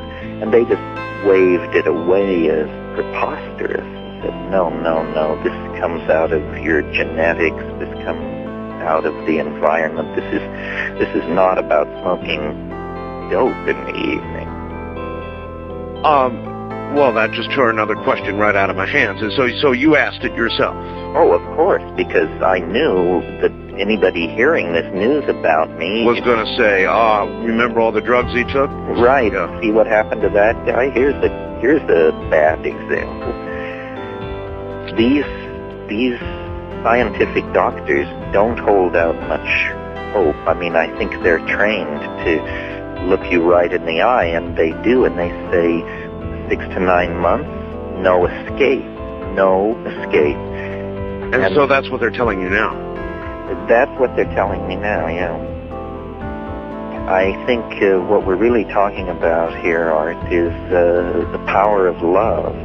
That's right. And once they pull the rug out from under you and give you a death sentence, suddenly the lights come on and you realize that love is what it's all about. And love is what keeps people going. It cures diseases. It brings children into the world. It makes people able to die with dignity.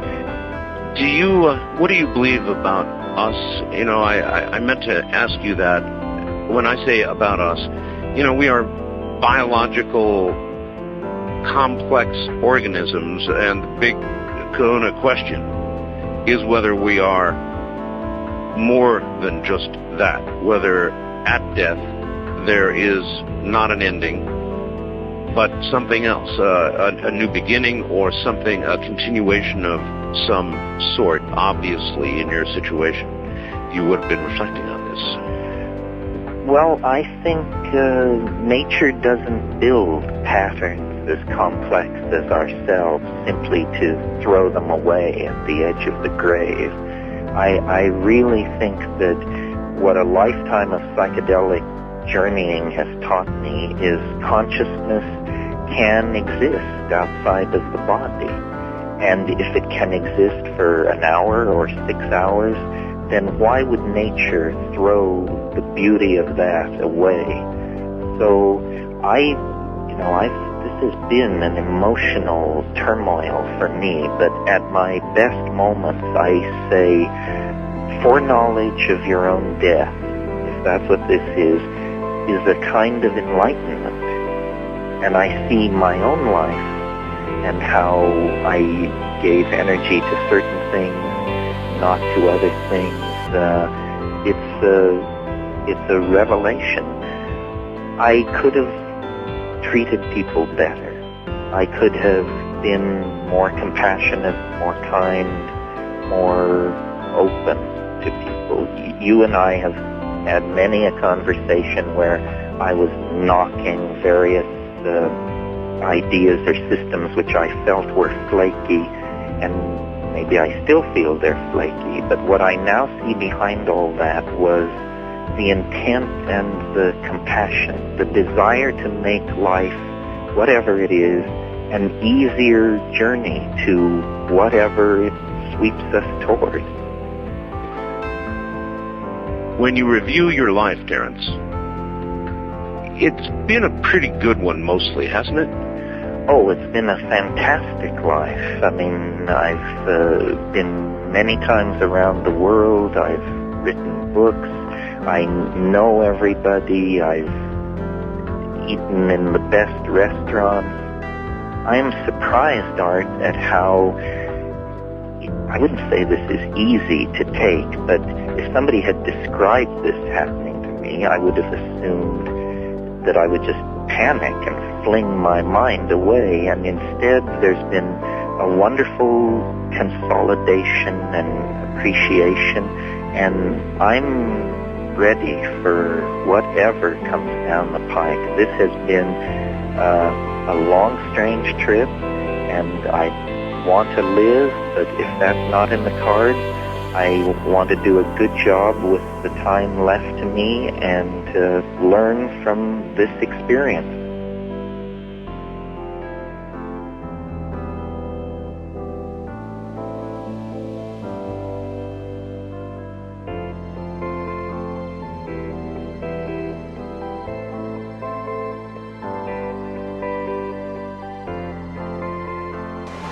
So I'll try to be at Palenque in February, whenever it is. I'll try to be around and about. If I'm not, then you know I'm off behind your eyelids. So I'll meet you there.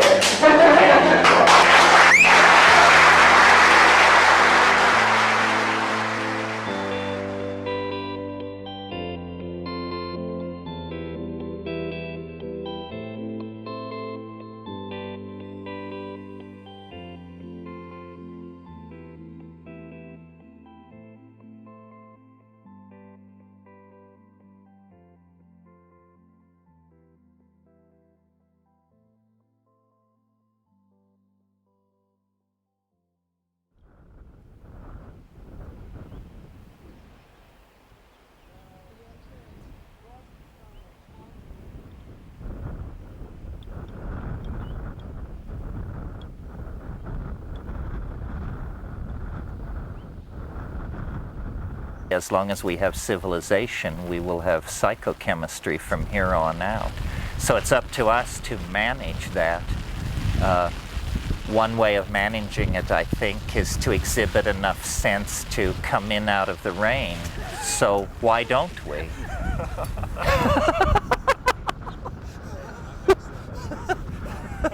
Doesn't that seem like a reasonable high consciousness move at this point? Doing my best.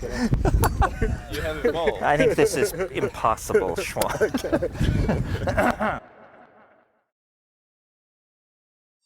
Plants are what we're talking about, and I used to sort of shy away from the word magic, but more and more I've come to like it, because it makes the right people so uptight. And say, just talk about magic plants. Who's going to bust you for magic plants? You say, you mean drugs? No, just magic plants. Say, oh, I see. Well, you're an airhead, so... So what I'm talking about this morning is my hope that the awareness of psychedelics as a personal force in each of your lives, I don't think I have to talk to you about that. You're self-selected for being here, and you know that. What I want to talk about is how important it is to re-understand our history, to re-understand that this is us. We didn't get to this place by ourselves. What distinguishes us from the other primates is that we formed a symbiotic relationship with a mystery. And the mystery is an intelligence on this planet. We can't say how long, at least as long as we have been here, may have come from the stars, could be an extraterrestrial intellect, could be the dark recesses of our own mind that we have evolved so far from that we cannot recognize. But we might as well treat it like an extraterrestrial, because no extraterrestrial that we are going to meet is going to be as alien as this thing that we have found in ourselves. The aliens of Hollywood who come in metallic ships with an interest in our atomic power plants or our redwood trees or whatever are just like the guy living next door compared to the entities that we find in our own mind. So it doesn't do any good to psychologize the alien and say, as Jung attempted to say, well, it's the autonomous other. Autonomous psychic components in the human mind present themselves as elves, fairies, sprites, and aliens. Once you've met an elf, a sprite, a fairy, or an alien, you realize that waving the wand that says this is a component of your own psyche is just ludicrous. It's as ludicrous as me waving a wand at you and announcing that that's gotten rid of your existential validity because you're a part of my own psyche. You know, it's madness when applied to another person, and I think it's equally appropriate when applied to these entities contacted in the trance. To do that, to try to reduce it, to say, well, it's just one part of my head talking to another, is to fall into this paternalistic scientific desire to have it all be very neat. How would it be if it's not neat at all? How would it be if nobody really knows what's going on? How would it be if understanding what reality is actually depended for you upon you? And that book by Fritjof Capra that you paid $18.95 for isn't going to do it.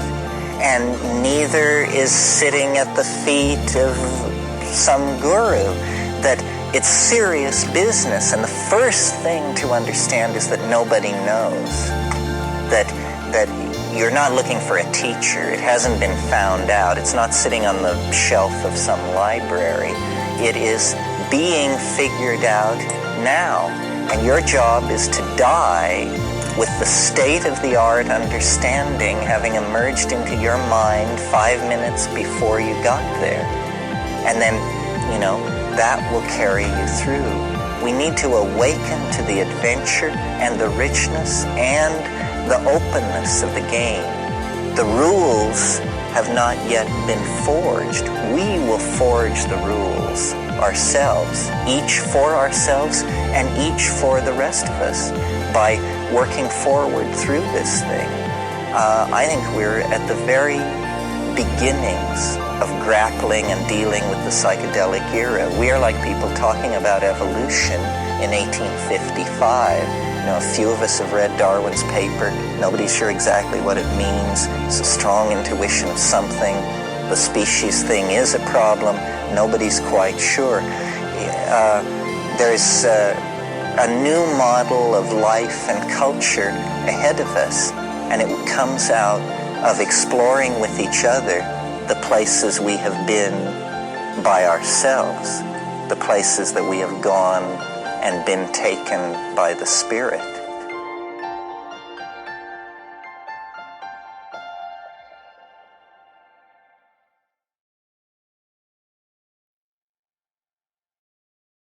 Take it easy, dude, but take it.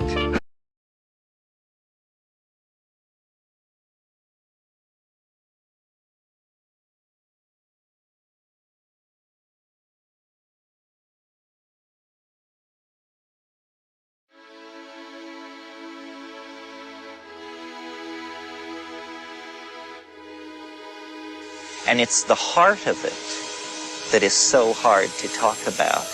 I mean, I skim the ideas off the depth of a sea of heart whose boundaries cannot be taken, because that's my style. But the unsaid part, the dizziness of the things unsaid. Remember the poem by Trumbull Stickney?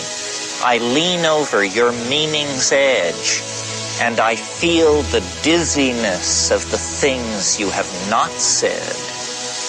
And the dizziness of the things unsaid, for us fans of dizziness, is ecstasy, the vertigo. Weren't we first spun in the schoolyard? Wasn't that your first altered state of consciousness? To be spun and spun until you fall down and watch the world move around? It's the dizziness of the things unsaid. That's a real problem for me. I'm a sayer. But it's worth invoking it, if only to let it resonate in the silence.